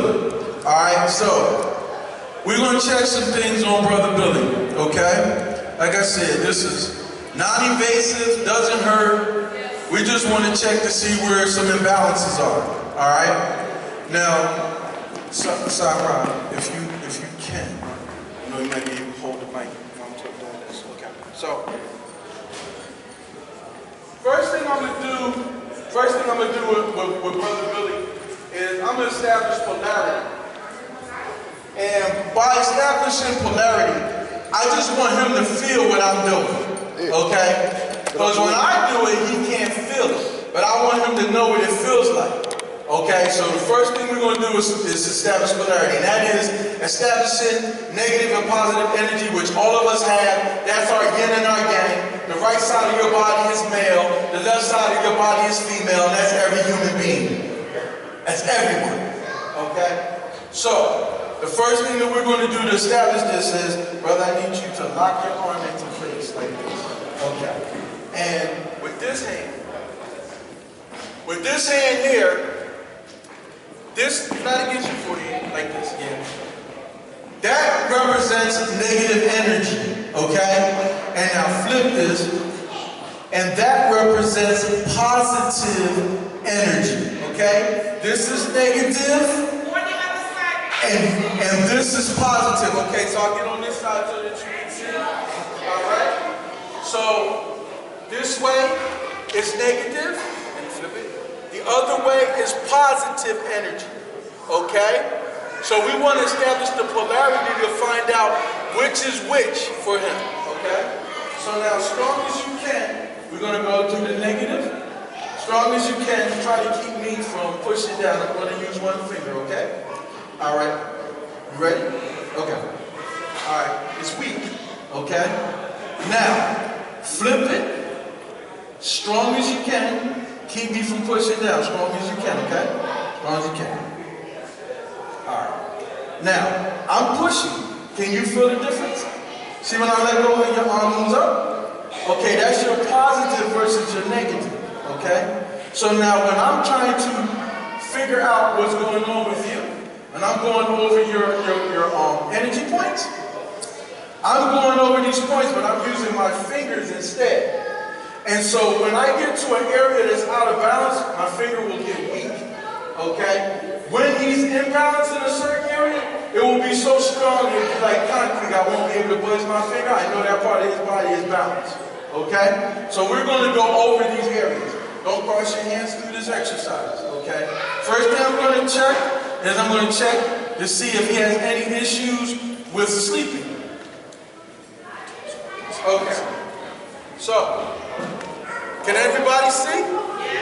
All right. So I'm checking to see if he has any issues with sleeping. So, it's weak.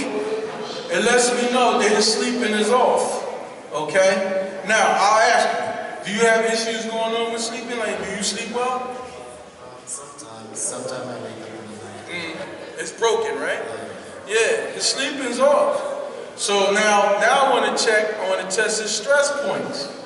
So this is a stress point here. This is on his male side. Okay, that's strong. And I'm going to stress point on this side. And it's weak. Okay? So, what I just established was this side is fine. Stress point on this side is fine. Male energy fine. On this side is weak. Female stress energy weak. So, that lets me know that something going on in female-wise is causing stress in the body. Okay? That could be current relationship, that could be past relationship, that could be mother, sister, you know, but some female energy is causing stress. All right? Now, I don't know if you know offhand, you're smiling, you might know. but definitely there's some female energy going on that's causing some weakness, okay? Now, if I wanted to know if he was dehydrated, I go to the tip of his nose, it's a dehydration test point. Let me check. Okay, it's weak, so it lets me know that you haven't had enough water today. All right? So have you had a lot of water today? No. See? You know, and I can tell. Well, not only from his dehydration point, but also from his body alignment. Okay? Because when you're dehydrated, you will have a tendency to lean towards your sodium side. So if I look at the natural alignment of his body, there is a curve going in this direction, which lets me know that there's water deficiency in the body. You see what I'm saying? Because his sodium side is showing the weakness. Okay? Now, if I want to test his potassium, to see if his potassium is fine. It's the right cheekbone, the hollow point in the right cheekbone. I go here and I check, his potassium is good. I know there's no issue with potassium. If I go over to this side, and the cheekbone and hollow point for sodium, I check it's weak. Okay? So his sodium side is weak. So I know that in order to bring him into balance, I got to balance out his electrolytes. I know that he needs more sodium. He's got to be a better water drinker. Okay? Now, if I wanted to test his thyroid to see how his metabolism is, I'll go here, I'll check the mineral, which governs the thyroid. The mineral that governs the thyroid is iodine. I'm going to check his iodine. His iodine is strong. So if his iodine is strong, let me check his thyroid. His thyroid is strong because the iodine mineral is not in imbalance for him. Now, what I want to check is his lymphatic system. I want to see if he's a person who exercises. All right, let's check lymphatics. All right, lymphatics is weak. All right? So if there's a weakness in the lymphatic system, I also know that there's not regular exercise going on. Am I correct? As of the current moment, yeah. Yeah, because if he was regularly exercising, the lymphatic system would be strong. What happens is lymphatic system depends on movement. We have to keep moving. And we actually have more lymph fluid than we have water. So we have to have constant motion. okay? Because everything around us moves. So we have to be in constant motion. Exercise is very important, okay? So even though some things we can't see are physically vibrated and moving, they are moving. Everything around us is vibrating. All right, now I want to check his vitamin C. All right, checking vitamin C. Okay, his vitamin C is strong. Okay, let's check his bioflavonoids, which deals with his antioxidants, you know what I mean, and works in conjunction with vitamin C. Okay, his bioflavonoids is very strong. Let's check his essential fatty acids. All right.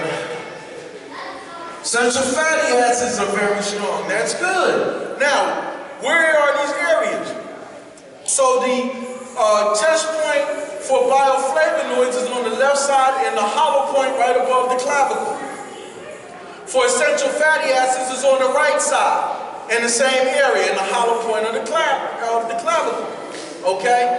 So I know that both his bioflavonoids and his essential fatty acids are good. So I want to check his vitamin E. Okay, his vitamin E is strong.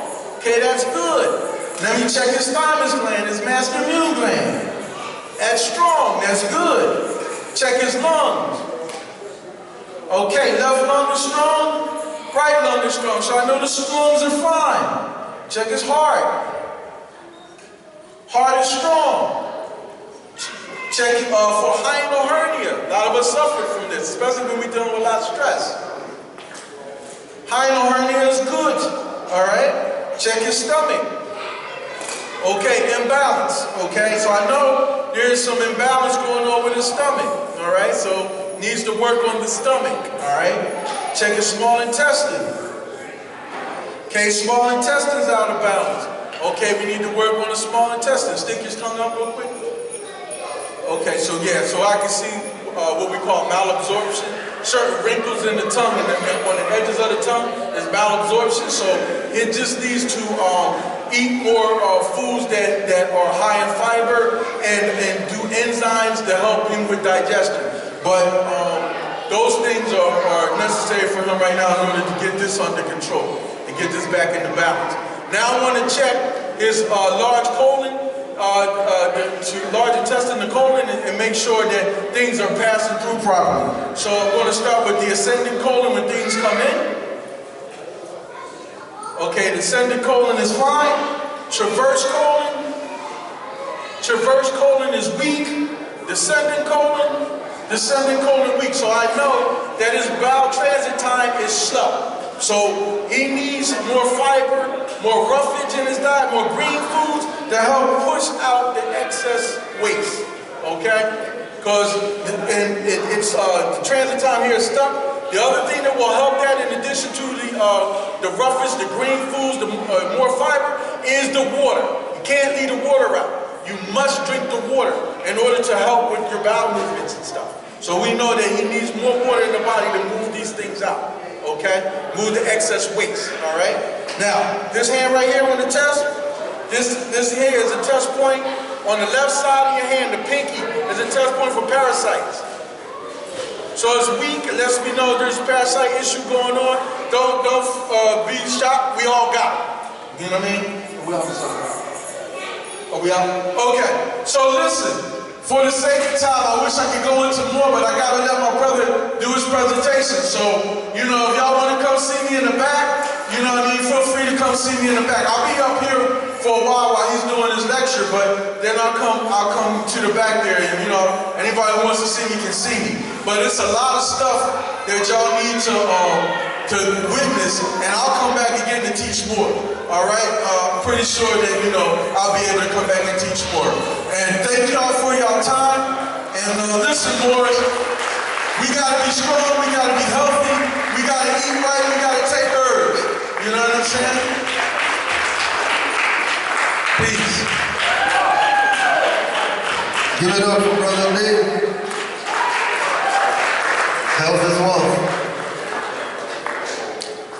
Just a quick announcement. If you see on that back table, we have some items for raffle. So if you haven't gotten the raffle tickets, you can go speak with Mama Mocha in the back corner. As well, if anybody hasn't given any donations, you can see Mother Mocha at the back table as well. Next up, Brother SetenRa. And after that, we're going to have the raffle and also give out some Noble Day certificates. Brother SetenRa.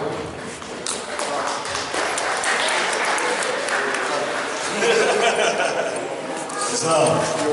Look at this. Stay on this. Islam. Islam. Stay on this. You can see yourself, so you can. Right. So before I get started, I'd like to request the permission of my elders to speak. I was I guess back in October, I took the class from New York House up to Ellis Island, and right there in the harbor, in New York Harbor. And the reason I took them up there was because I wanted them to get an actual visual of history on this land.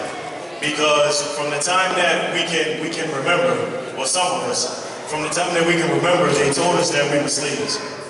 And before 1619, they never told us about any history, anything about us. Just 1619 is when we showed up on these shores. And we began picking cotton and picking tobacco and picking rice and all of these other things. And that's what they told us about ourselves. They told us that we couldn't read.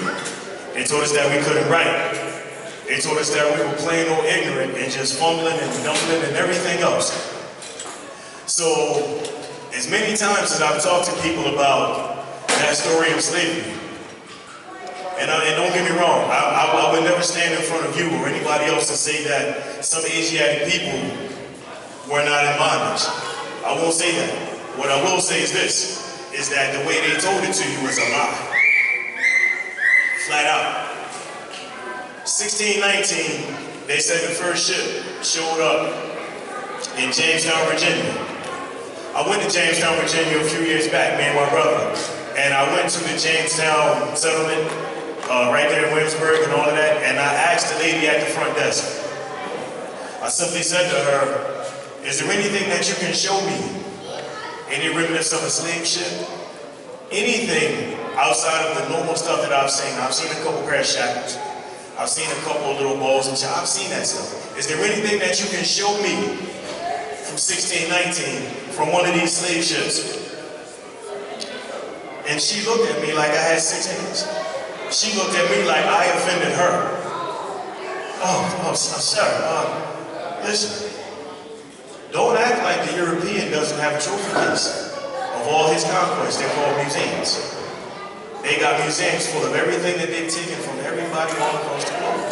So don't act like I'm coming in here and my request is something that's unheard of or even unnatural for me to say or ask. They had nothing to show. You know, just like I know, the European keeps a trophy of everything, all his conquests. So, just to rehash this story of this transatlantic slave trade, they told us that it took 3 to 5 months to go from Portugal and Spain down to the west coast of Africa over to the Caribbean. Every 3 months, the seasons change. If the seasons change on land, the seasons change on water. Every 3 months. There's no escaping it. That's a phenomenon that nobody can control. They try, but they can't. You think about those 3 to 5 months and the things that Dave just sat here and talked about. The need for clean water, the need for food, the need for nourishment. They told us that we were shackled from head to toe on the bottom of a boat, and they told us that we traveled 3 to 5 months in that manner. Without clean water, can we survive? Without clean water, can you survive? 3 to 5 months is what they told you. Not only that, today, 2020, hurricane season starts in May, and it lasts till October. But if you go back into history, in the beginning of 1900, hurricane season started as early as February, and it lasted until October. Now, if you do some more research, you'll find out that all hurricanes originate on the west coast of Africa. They travel across the Atlantic, down into the Caribbean, up around the Gulf of Mexico, around the coast of Florida, and then they come up the East Coast. If I got a ship, and I got just everybody that's in this room on the bottom of that ship, I don't know that I'm gonna risk it, because I'm trying to make finance, right? So I don't know if I'm gonna risk sending my ship out during hurricane season with my precious cargo in the bottom of the ship. Now when we get back to the throat of the water, the clean water, water is very unstable. If anybody pass me that bottle. Water is very unstable. So if I hold this way, if I start tilting this bottle, then it starts to throw everything off. The bottle gets heavy on this end, it's heavy on that end. However I rock it, the water's going to flow, and the water's going to affect this bottle. So now, if I have 100 to 200 people on the bottom of my ship who need clean water, where am I going to store it? Because it's unstable, and the ship is on water. So if the ship is already doing this because of the water that it's in, because of the buoyancy, what's going to happen to the rest of the water that's on the inside? It's going to throw some things off. How can I navigate that way? They told us that they brought 10 million people from the west coast of Africa to the Caribbean and to what we call America. From 1619 to somewhere around the mid-1840s, they would have had to have ships in constant rotation at 100 to 200 people in ship. They don't have those kind of logistics today. They damn sure didn't do it in 1619. But this is where they got us stuck. They keep telling us we got PTSD, post-traumatic slave syndrome. And as long as they keep telling it to you, and as long as you keep repeating it, just like Dave told you about these diseases and sicknesses, you begin to believe it. That you have PTSD, that you have post-traumatic slave syndrome. You begin to believe that you were a slave. You begin to believe that you couldn't read, that you couldn't write. I can take you back into the 1600s, 1700s, 1800s, 1900s, and even up to now, and show you more inventors, show you more politicians, show you more of everything that you did right. In fact, when you come in this door right here, coming down the hall, there's a poster on the door. It's 4 Asiatics on the poster. One of them is Elijah McCoy. Does anybody know who Elijah McCoy is? Right. When you hear that term, the real McCoy, Elijah McCoy invented what's called a lubricating cup for steam engines to keep them from overheating. To keep them from overheating, because they throw in the coal in there, things get hot, and once metal starts to get hot, what happens? It starts to break down. He invented the lubricating cup and totally stopped that from happening. And then people started saying, oh, well, I'm gonna make one too. It wasn't as good as Elijah McCoy's. That's where that term, the real McCoy, comes from. No, I don't want yours. I don't want the one that he made. I want the real McCoy. This is your history. This is your history. But they keep telling you what they want you to do. They keep giving you his story. So I took my people at the York House to Ellis Island because I wanted to give them a visual. I wanted them to see what they want. It's easy for me to stand there and tell them, hey man, look, they the ones that came in on ships. I took them so they can see themselves. All of these pictures, all of these posters, all of these documents, they actually have a room in Ellis Island where you can go and you can type in your family's name and find out who came and what year. From those late 1800s until the early 1900s, 1920, 1925, they came by the millions on boats, on ships, not you, them. You can travel all around this land called America. You can go far north, you can go far south. You're gonna find people who look like you. You're gonna find people with curly hair. You're gonna find people with large noses and full lips and dark skin and light skin because we got them different shades. You're gonna find that. You don't find any proof, any evidence of all of these ships that you're supposed to have come over here on.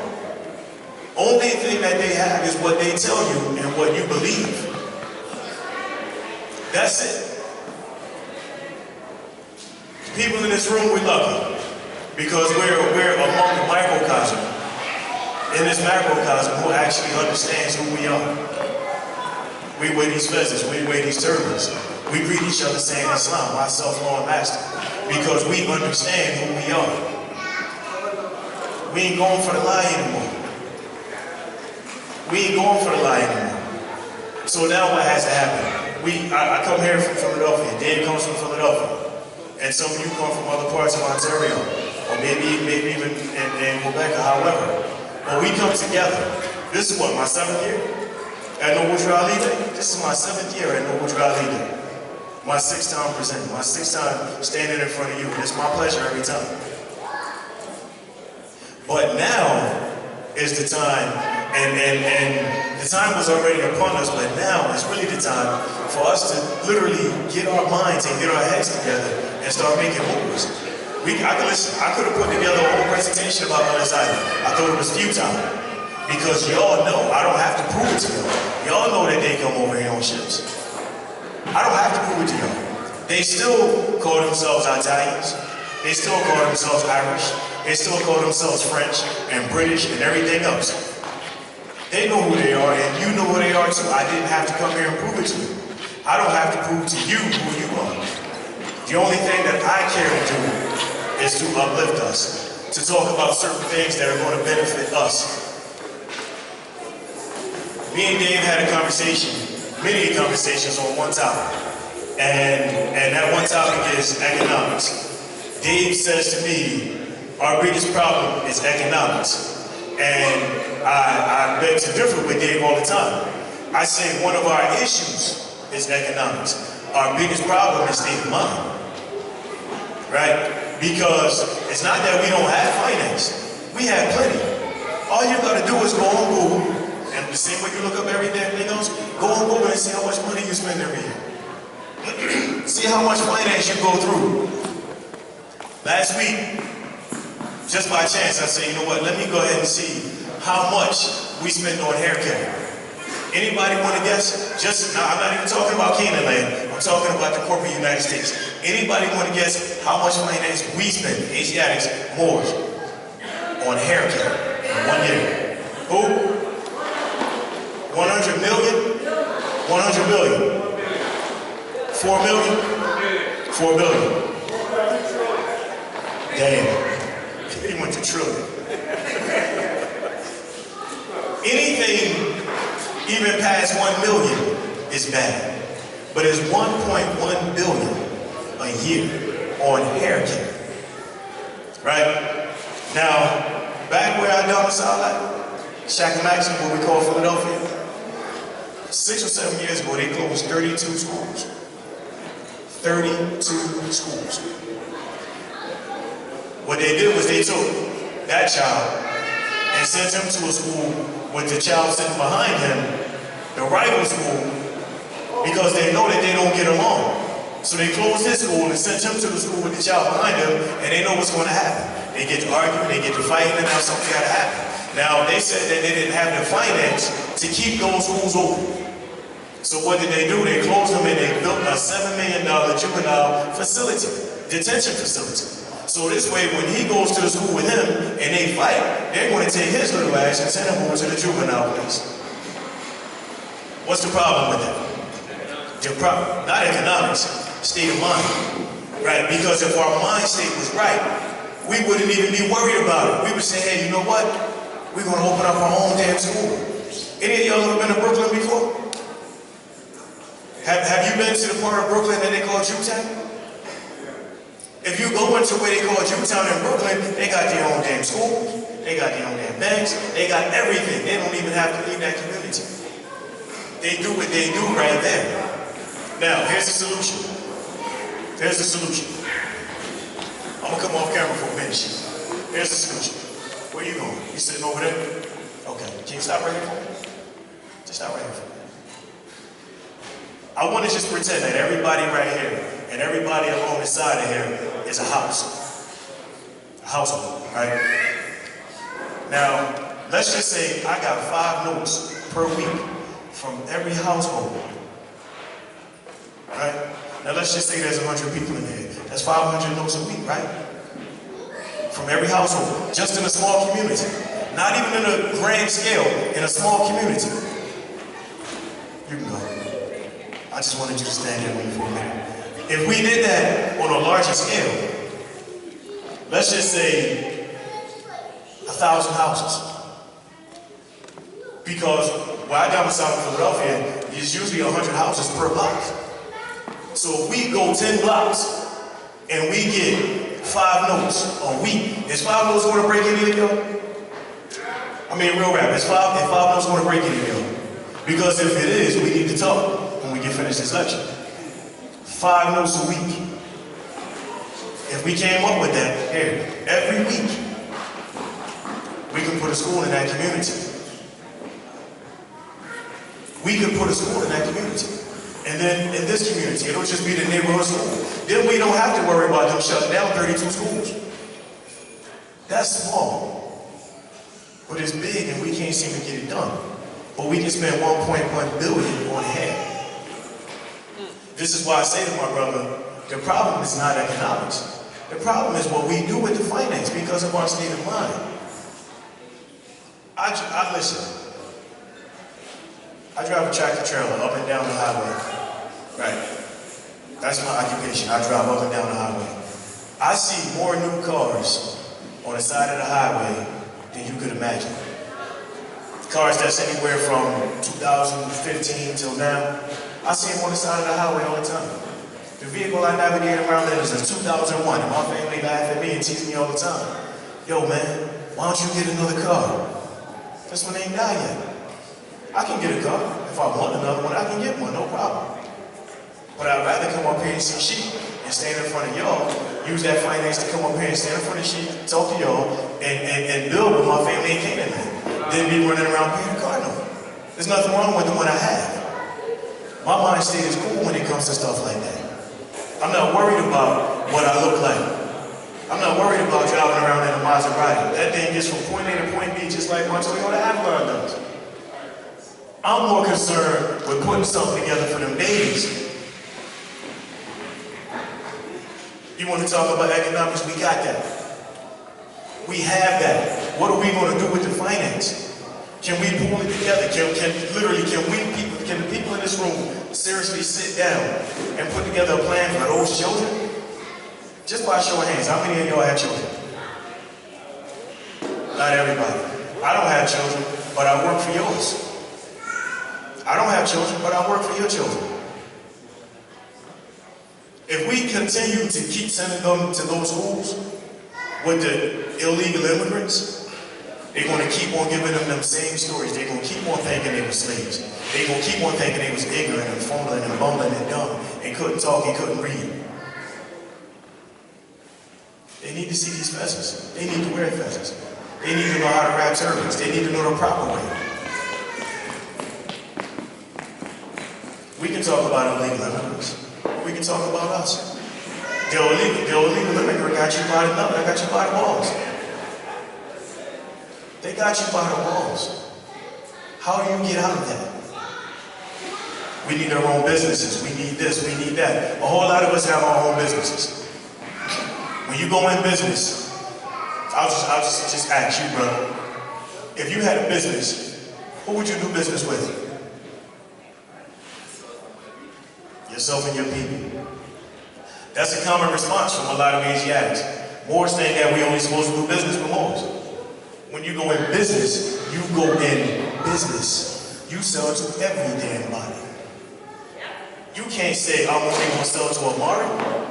Because then when Amari don't have no finance, and he can't support you, now you mad. My own brother won't even support me, he don't have it. That European dude out there though, he might want what you have, but you don't want to sell it to him because he's European. Can't think like that. If you're in business, you have to be in business. When we go to Chinatown, they sell to everybody. Everybody and their mother is in Chinatown. Everybody and their mother. Now, Chinese people only rock out with Chinese people. We know that. You do what you do later. But while this damn door is open, you let everybody and their mother come in and out. That's how we prosper. You can't say, oh, I'm only going to do business with Asiatics. That's not going to work. That's not going to work. Can I tell them about the conversation we had? Okay. Dave didn't want to see European people because he said some of them ain't right. They'll come see him. I asked him. Say, go ahead. Said some of them ain't right. They'll come see him, and then they won't come back. And then they'll take the same stuff that he told them and run back to their people and do all of this other stuff. Well, here's my thing. My contention is this. Moors will do the same thing. They will do the same thing. Who did the prophet told you to be careful? People wearing turbans and feathers. So you can't say, okay, I'm only going to see my people because they ain't right either. All them years ago when that fool went on Facebook and tried to blast me and say that I was racist and all that other nonsense, let me tell y'all something. I done said it before. I don't like some of them and I don't like some of y'all. If you ain't right, I ain't dealing with you. It's simple. It's simple. What do you think? Just because we look alike, we supposed to be best friends? Man, please. Now, if you right, then by all means, let's make it happen. But if you ain't right, then get away from me, man. Or it's going to be a problem. State of mind. State of mind. If you got to, in order to succeed, you got to learn to diversify. If you're in business, we talking economics. We talking economics. You still got to watch who comes in and out, whether they look like you, whether they look like them, whether they look like monkeys or cats or dogs. We got to watch it. We should be focused on them babies, man. Listen. 5 notes a week. I can send 5 notes a week back here, no problem. I can send 10 notes a week back here, no problem. Can we begin to work on something for them? Don't listen. Don't worry about the Jordans that's coming out. Don't worry about the new TV that's coming out that you can talk to and it'll talk back to you and it'll tell you what's on TV. Don't worry about that. You know they got them joints now, right? You talk to the TV, it's gonna talk back, right? Later for that. Don't worry about that. Don't worry about that. Listen, my drug of choice is called vacation. I get high from traveling. I'll go to rehab. I'll go to rehab and not travel so much if y'all promise to do something for them. I'm saying it here. I'm saying it on camera so for whoever watches, I'm saying it in front of all of you. I'll go to rehab. I won't travel as much. If we can put something together for the babies. That temple that she has over there, 2530 Eglinton, it's got a whole basement. Start school right down there. But they need y'all help to do that. The building is there. The building is there. I'm telling y'all, in Philly, they literally closed down 32. When I was in high school, there was at least 3,000 people in school. In that one school, in my high school. At least 3,000 children. That's a lot of children. And now they're displaced. Some of them got sent over to the youth study center. You know, some of them just walking the streets. Some of them just doing whatever. They have no guidance. That falls on us. I looked at, so you know, it's the fiscal new year. So I took the liberty of looking to see how many murders there were in Philadelphia this past year. It was 359. 359. That's a lot of people. Now typically, 90% of them people look like us. That's just the way that goes. 90% of them. Now, that young brother that's sitting next to Cujo, he looked like he might be about 5 or 6, maybe even 7. He could just be small, right? How many of y'all think by the time he gets 21, he's gonna kill about 6 people? You don't want to think that. You don't want to think that, but that's the reality. Because if he doesn't have the education that he should have, if he doesn't have the guidance that he should have, what do you think's going to happen? We should be mindful of stuff that they listen to. The music that's on the radio now is not even on the 3rd grade level. They can't even formulate sentences. They can't even formulate sentences. You call it mumble rap. I won't even disrespect it and call it rap. It's just mumble. Because, I mean, they listening to it and they love it. But they can't read. They can't read. A friend of mine is working in the schools in Philadelphia. She's in the 6th grade, and all of them children are on a 3rd grade reading level. 3rd grade? They can't even do math, basic math skills, basic math functions. That's our fault. That's the parents' fault. That's the uncles and aunts. What happened to that old saying, it takes a village to raise a child? So it's either one or two things. It's either one or two things. Either y'all don't care, or y'all don't care. Pick one. Because I care. That's why I stand up here. I care. I was supposed to be up here speaking to y'all for a couple hours. And I've been teasing them all week like, yo, let me out the lecture. Just let Dave speak. Just let Dave go. I don't want to go. I don't feel like going. But you know, it's no thing. I get up here, I can run my mouth for hours. But I knew it was more important for him to talk about that health stuff than for me to just get up here and ramble on and on and on for a couple hours. I'm sure that he told y'all some stuff that y'all didn't know. I'm sure he shared with y'all some stuff that's going to be helpful and beneficial to you later on in your life. I wanted you, y'all are familiar with me, y'all know my face when you see me. I wanted y'all to get to know him. I wanted y'all to hear from him. This is his 3rd time in Canaanland, and it's the first time you heard from him. I can stand up here and go on and on and on for hours. But your health is vital. Because if you're going to have health, then forget about economics. Forget about starting a business. Forget about starting a school. You ain't going to be around to enjoy none of it. You ain't going to be around to enjoy any of it. Me and Dave was downtown last night, right around where, what's y'all basketball team name? Raptors. We was over there by where the Raptors play at.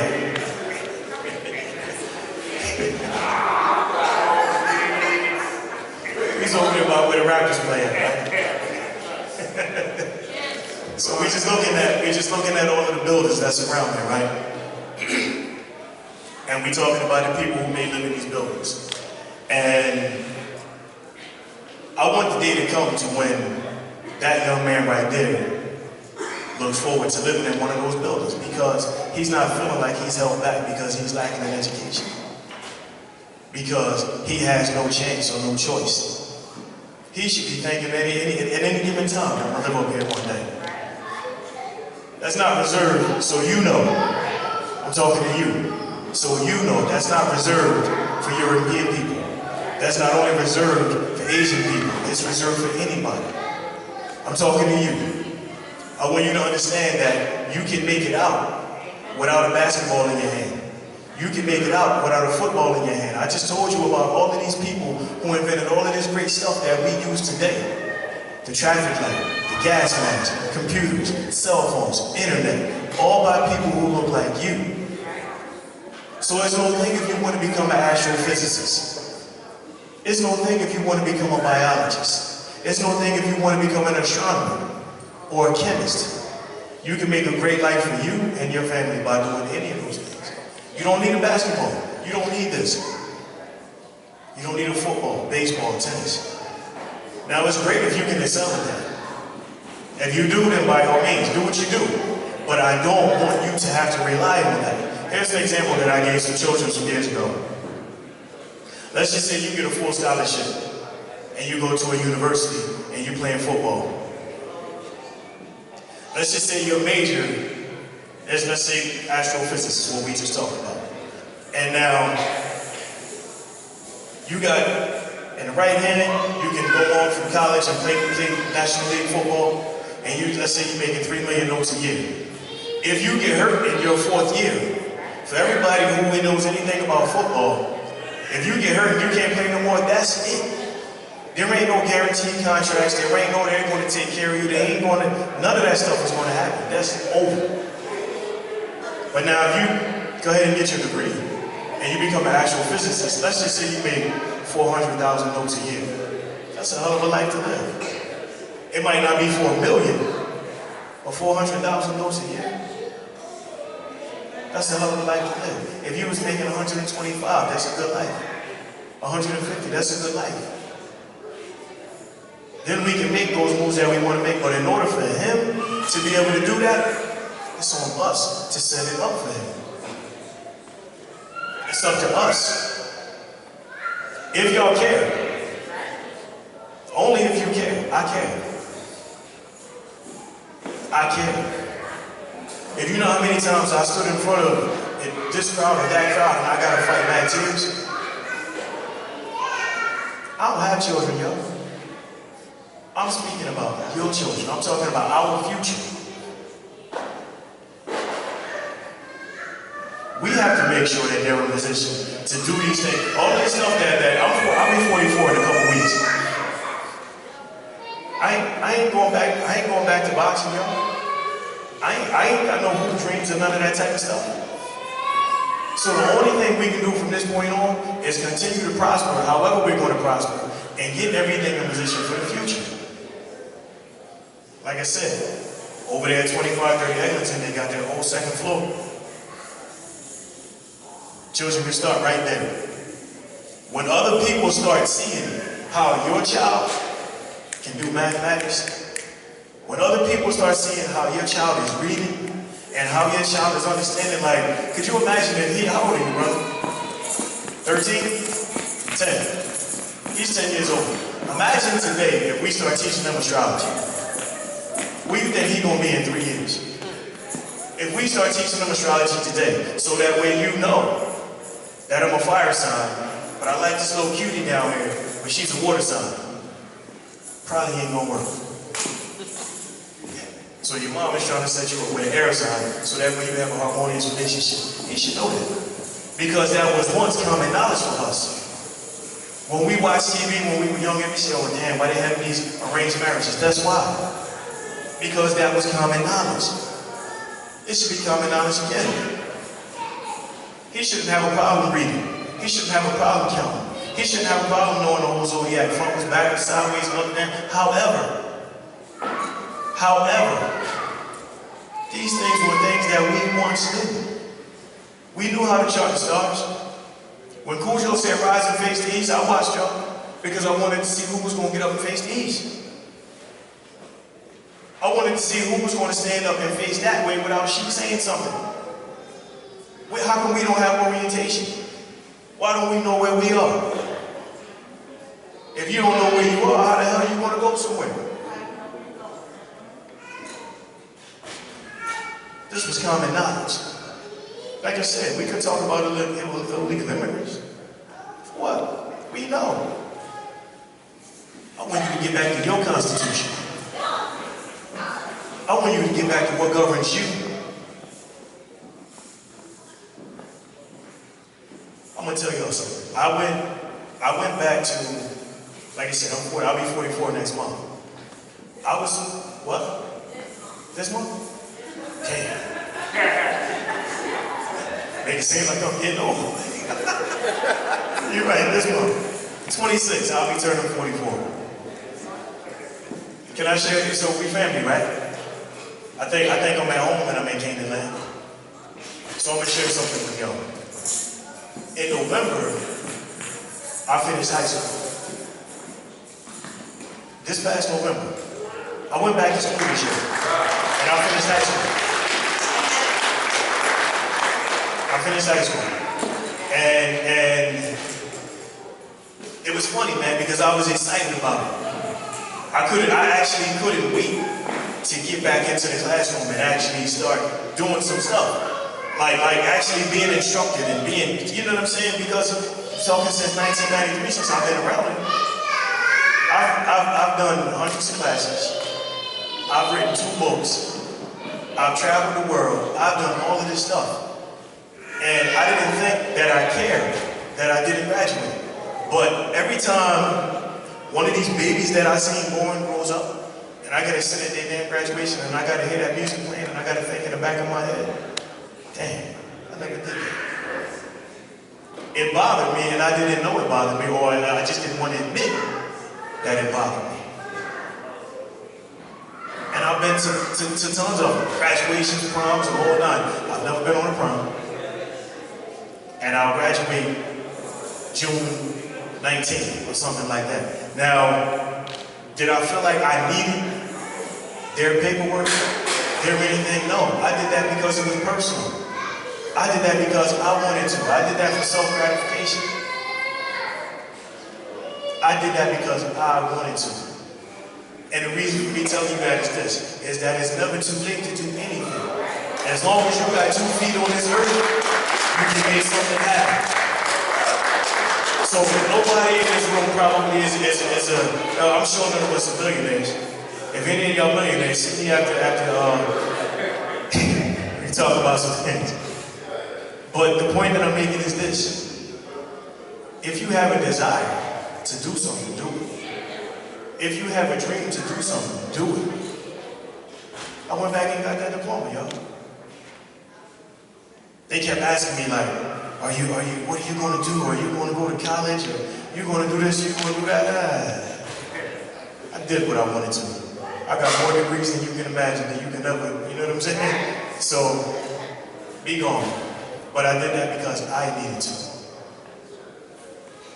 Don't be afraid to stand and look in the mirror and ask yourself, what is it that you need to do for you to help you get over this hump?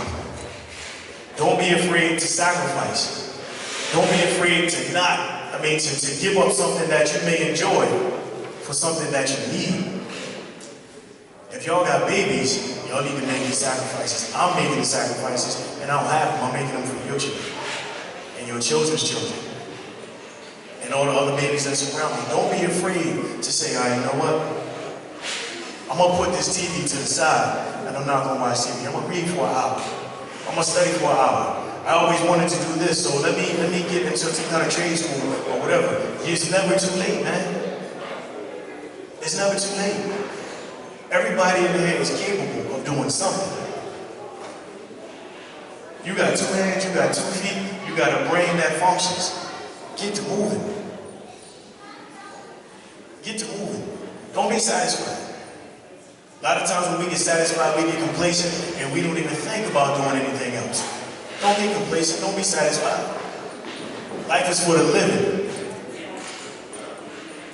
True, we're divine beings having a human experience, but while you're having this human experience, have it, damn it. Have it. People think, oh man, you know, they may look at me and they may look at Cujo and look at Dave and say, oh man, they always studying and they always doing this. I probably had more fun than most people y'all know. I just told you, my choice of drug is traveling. I don't have a problem getting on a plane this week, next week, the 3rd week, and the 5th week. And it's even worse for me because I got my own business. So I ain't got to see nobody. I can just go whenever I feel like it. How much time, Shane?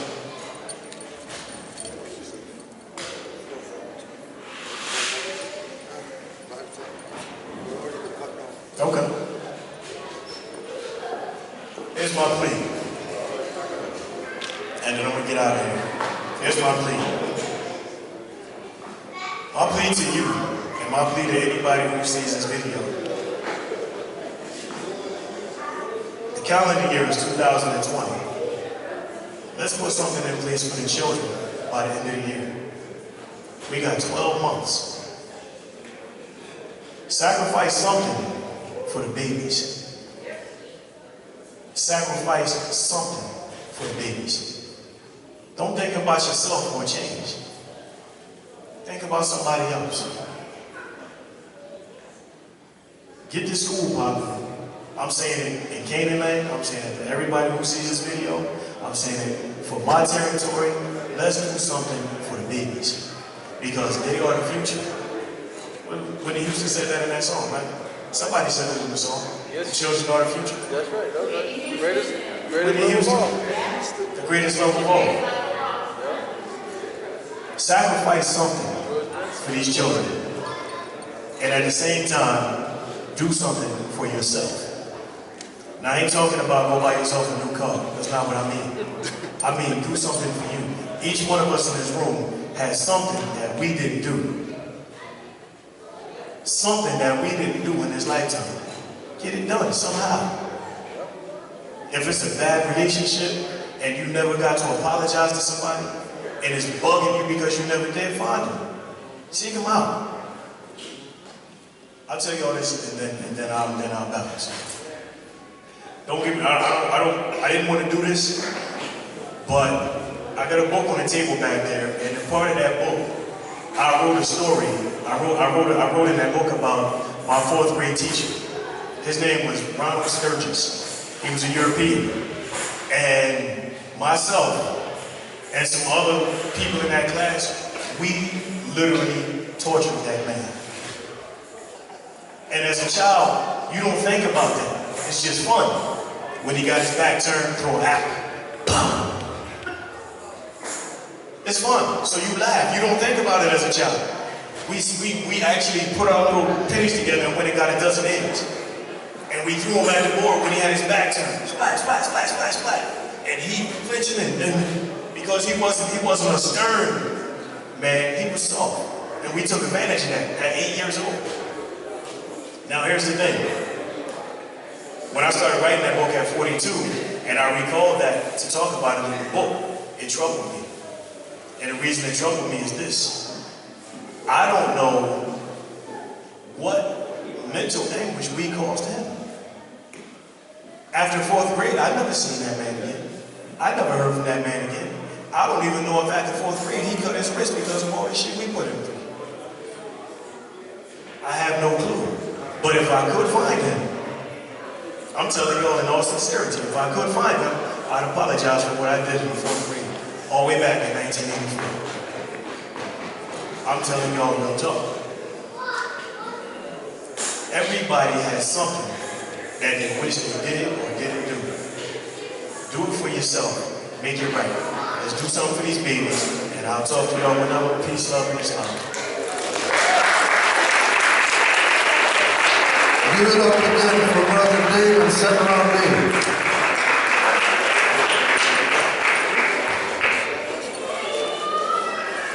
Which one, right?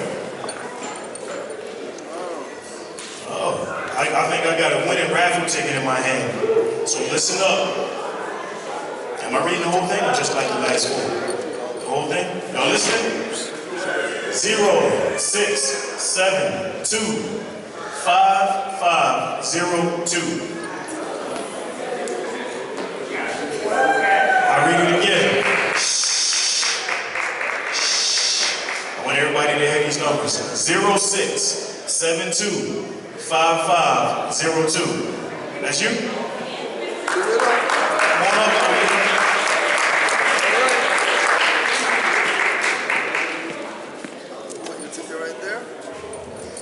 So what you get to do is you go to that back table right there and you pick out something for yourself.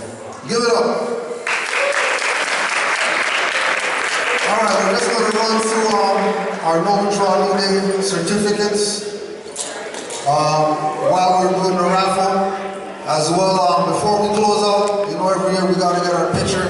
It's going to be right here against this wall. So once everything's done, we're going to ask everybody to hit the wall so we can get our picture done in commemoration of our day. Astrology Day. For your hard work, support, assistance, and help in uplifting fallen humanity to make our communities safe for future generations, we'd like to call up Sister Sadiqa L. She might be in the kitchen. She might be in the kitchen. Somebody go get. We call her Tawana. We call her Tawana. But we'll call her by her free national name. Sadiqa L.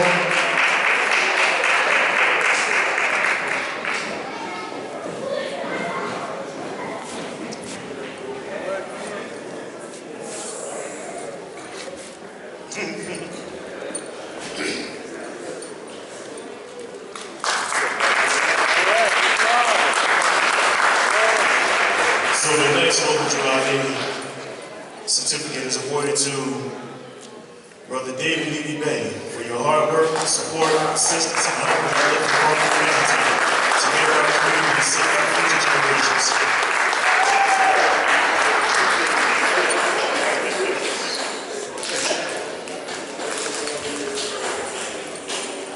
The next award calling up Dominique Cameron.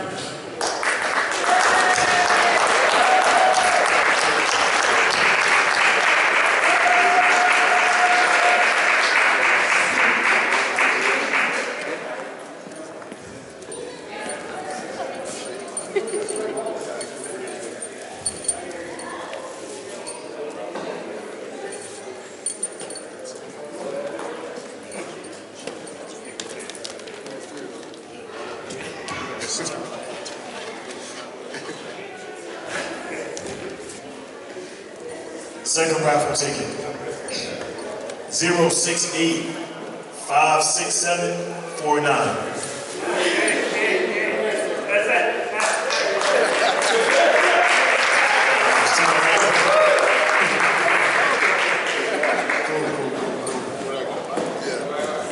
So, Brother Omar, that's a blue ticket.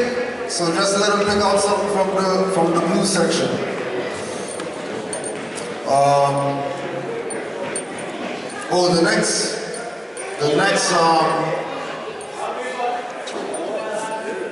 The next award.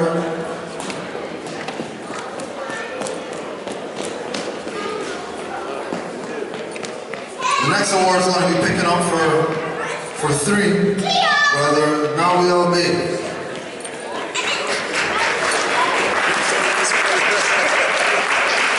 And Brother Nawiel is also picking up for Brother Marnell Bey, who couldn't make it, and as well as Brother Zamael Bey, who couldn't make it.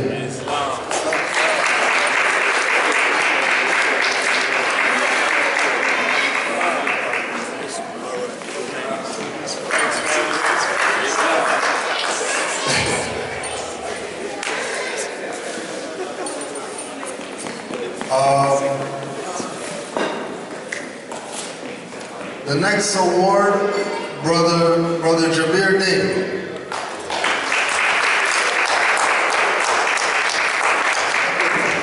Yeah, that's you.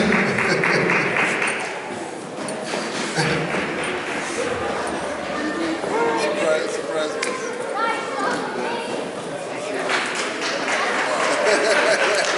I know you're not used to the baby.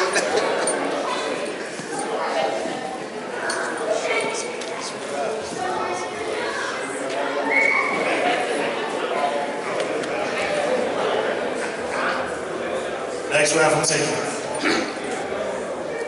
0672-5507. 0672-5507. Hey man, you can't win, man. You can't win, man. Hey, it's cheap.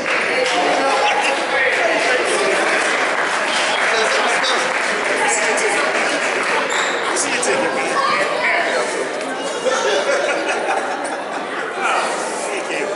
I got 2 more tickets. That was a red ticket. Oh yeah, Brother Tesma. Now don't pull one for the next. Don't pull your own ticket, please. Make us look great.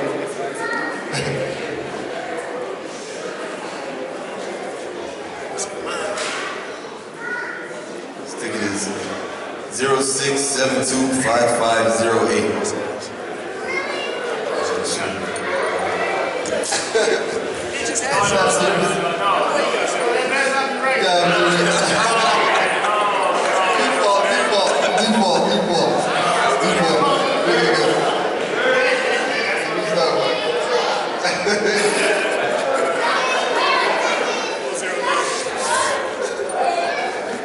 Zero 0672-5518. 5518. Yes, myself. Red ticket. Just talk to them in the back and you get to pick out something from the red line.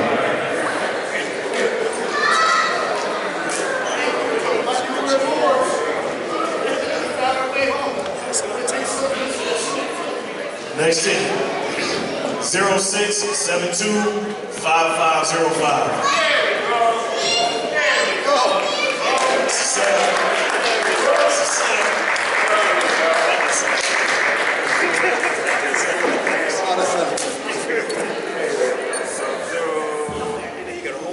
Hell yeah. 05, right? Alright. So should I take this or I give it to you? Alright, there we go. Yeah, we're doing all the red tickets right now.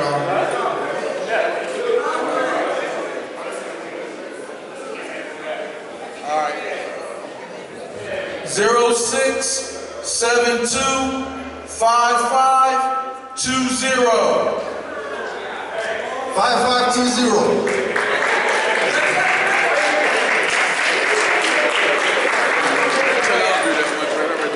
It's all good.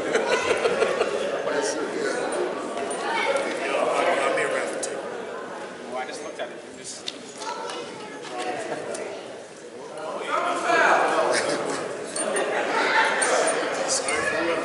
0672-5517. 5517. 5517. Going once. 5517. Going twice.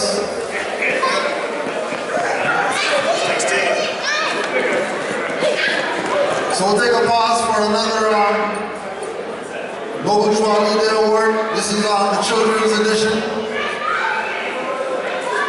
So the first individual, or the first young Moor we'll call up is Olivia Lake.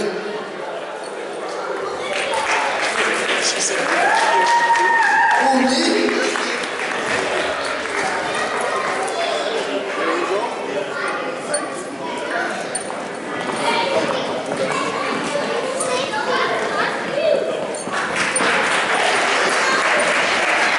These are the ones that really matter. The next award, certificate awarded to Kiba L.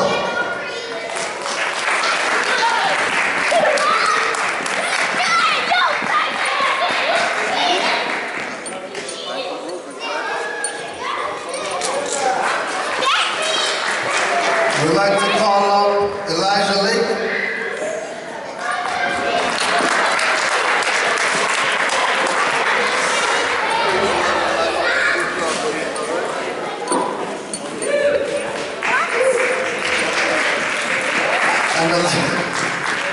And the last award, MP Well.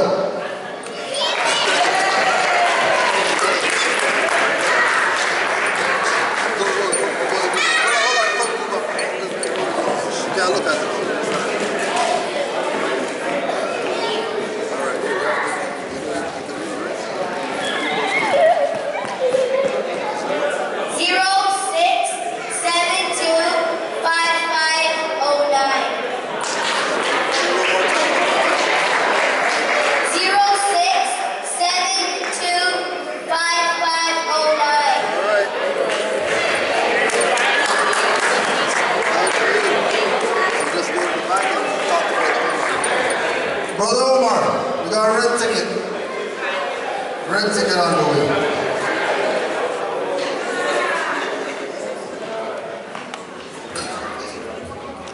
0672-5512.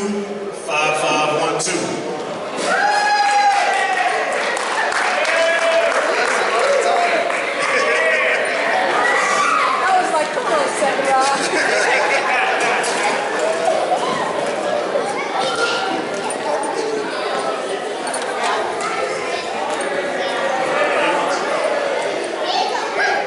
0672-5519.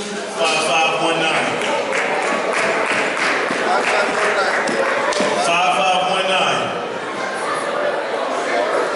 Again? Want me to take it? 5519? Yeah. 5519. Oh, here, pull one of these. Yo.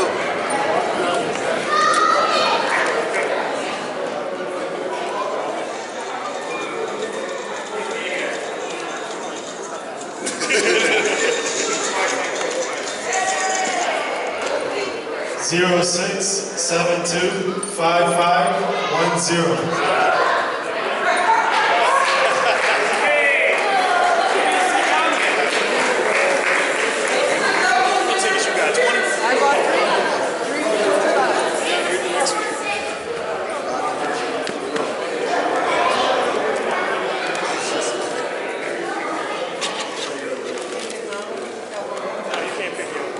Okay, 067-255-15.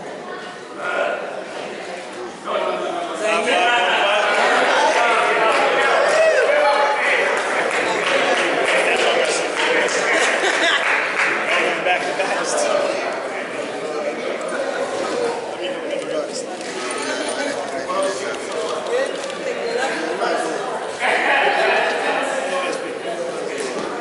067-255-21.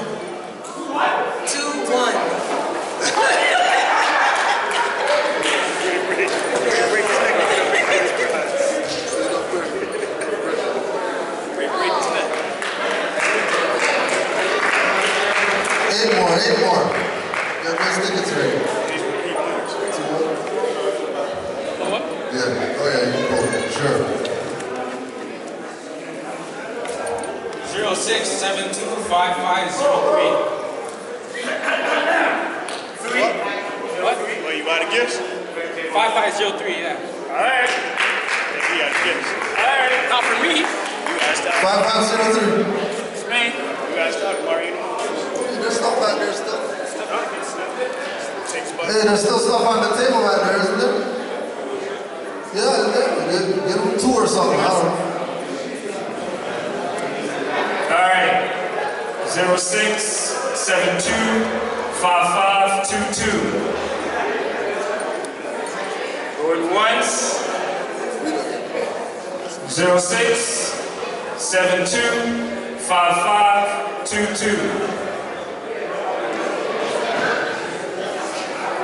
Going once. Going twice. Next. Alright. 06725514. What's going on here? Is that you again, guy? We got away. So this.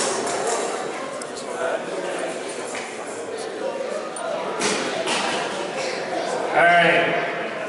06856748. Woo! Yes.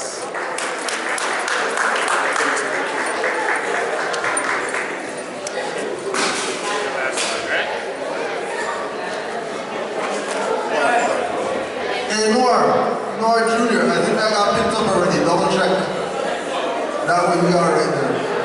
I think that got picked up already. Yeah, ask Mocha. Mocha! Check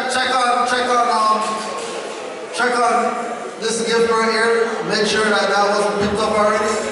The gift that's coming back to you right now.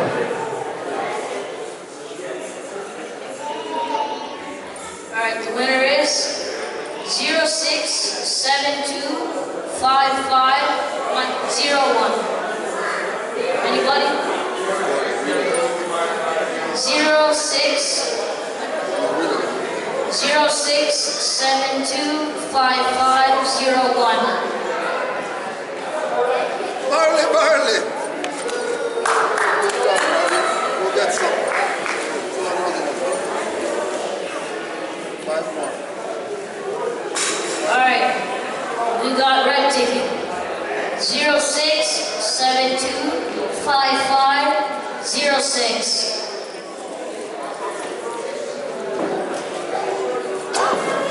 06725506.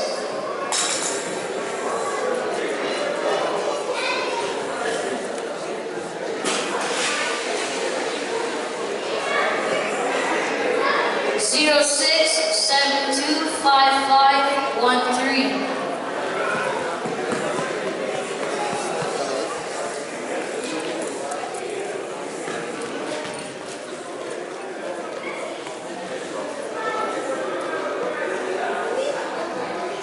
06725511. Winner.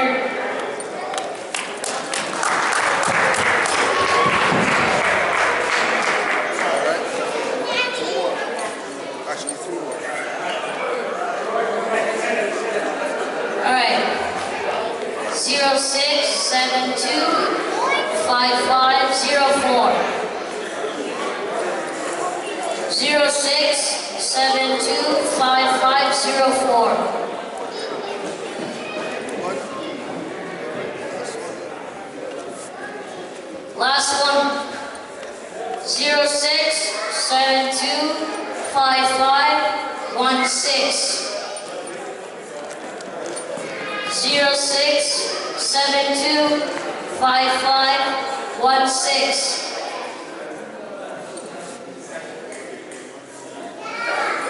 For the last one for blue, 06856750.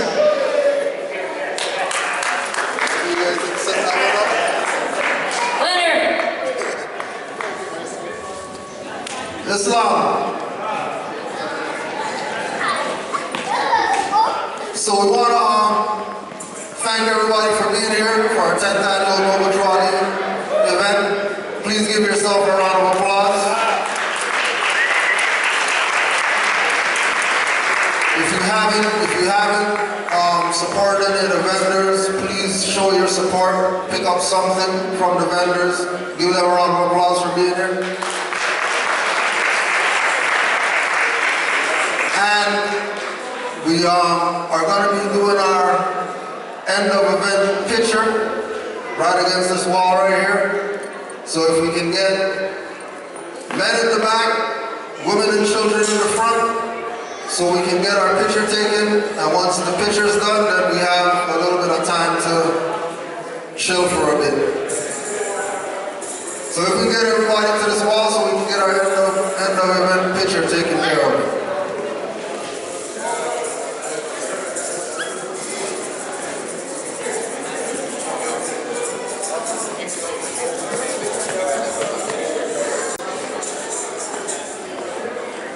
If anybody sees a black speaker lying around somewhere, you see a black speaker lying around, feel free to give that to brother. You got it?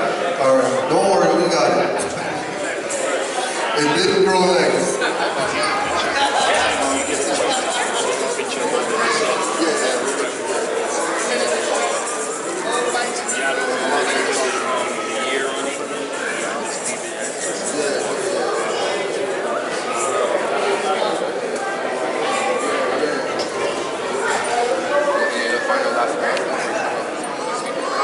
Once again, thank everybody for being here. If we can get everybody up to this side so we can get our picture taken and get that out of the way so we can carry on the rest of the day or the evening.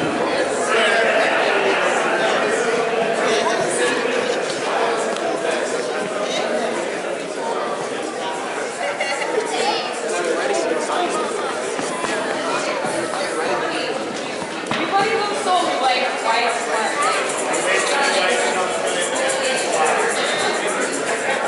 Yeah, we can get a little tighter.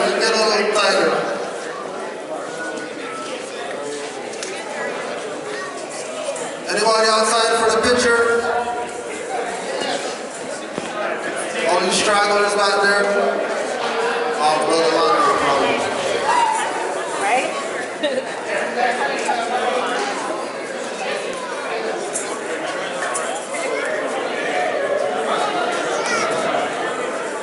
You need a bench to stand on in the back.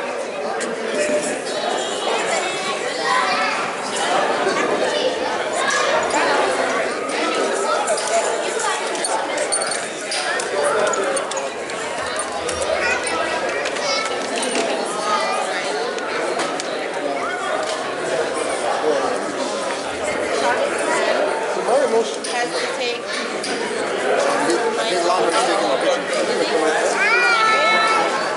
Larry, you're the picture taker, but who's going to take the pictures? Is this staying here? Is the camera staying here, please?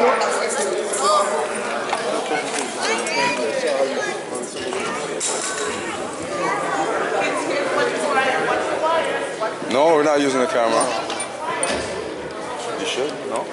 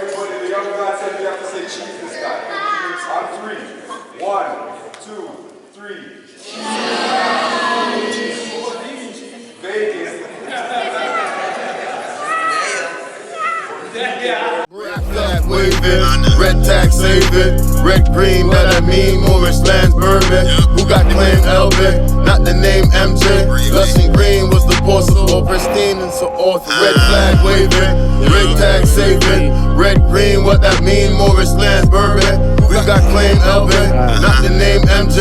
Lushing green was the porcelain, some obscene, some cordial. Our value representation, this flag represents a nation. Collecting information, tracing our roots, not chasing. Pacing my progress, doing more, saying less.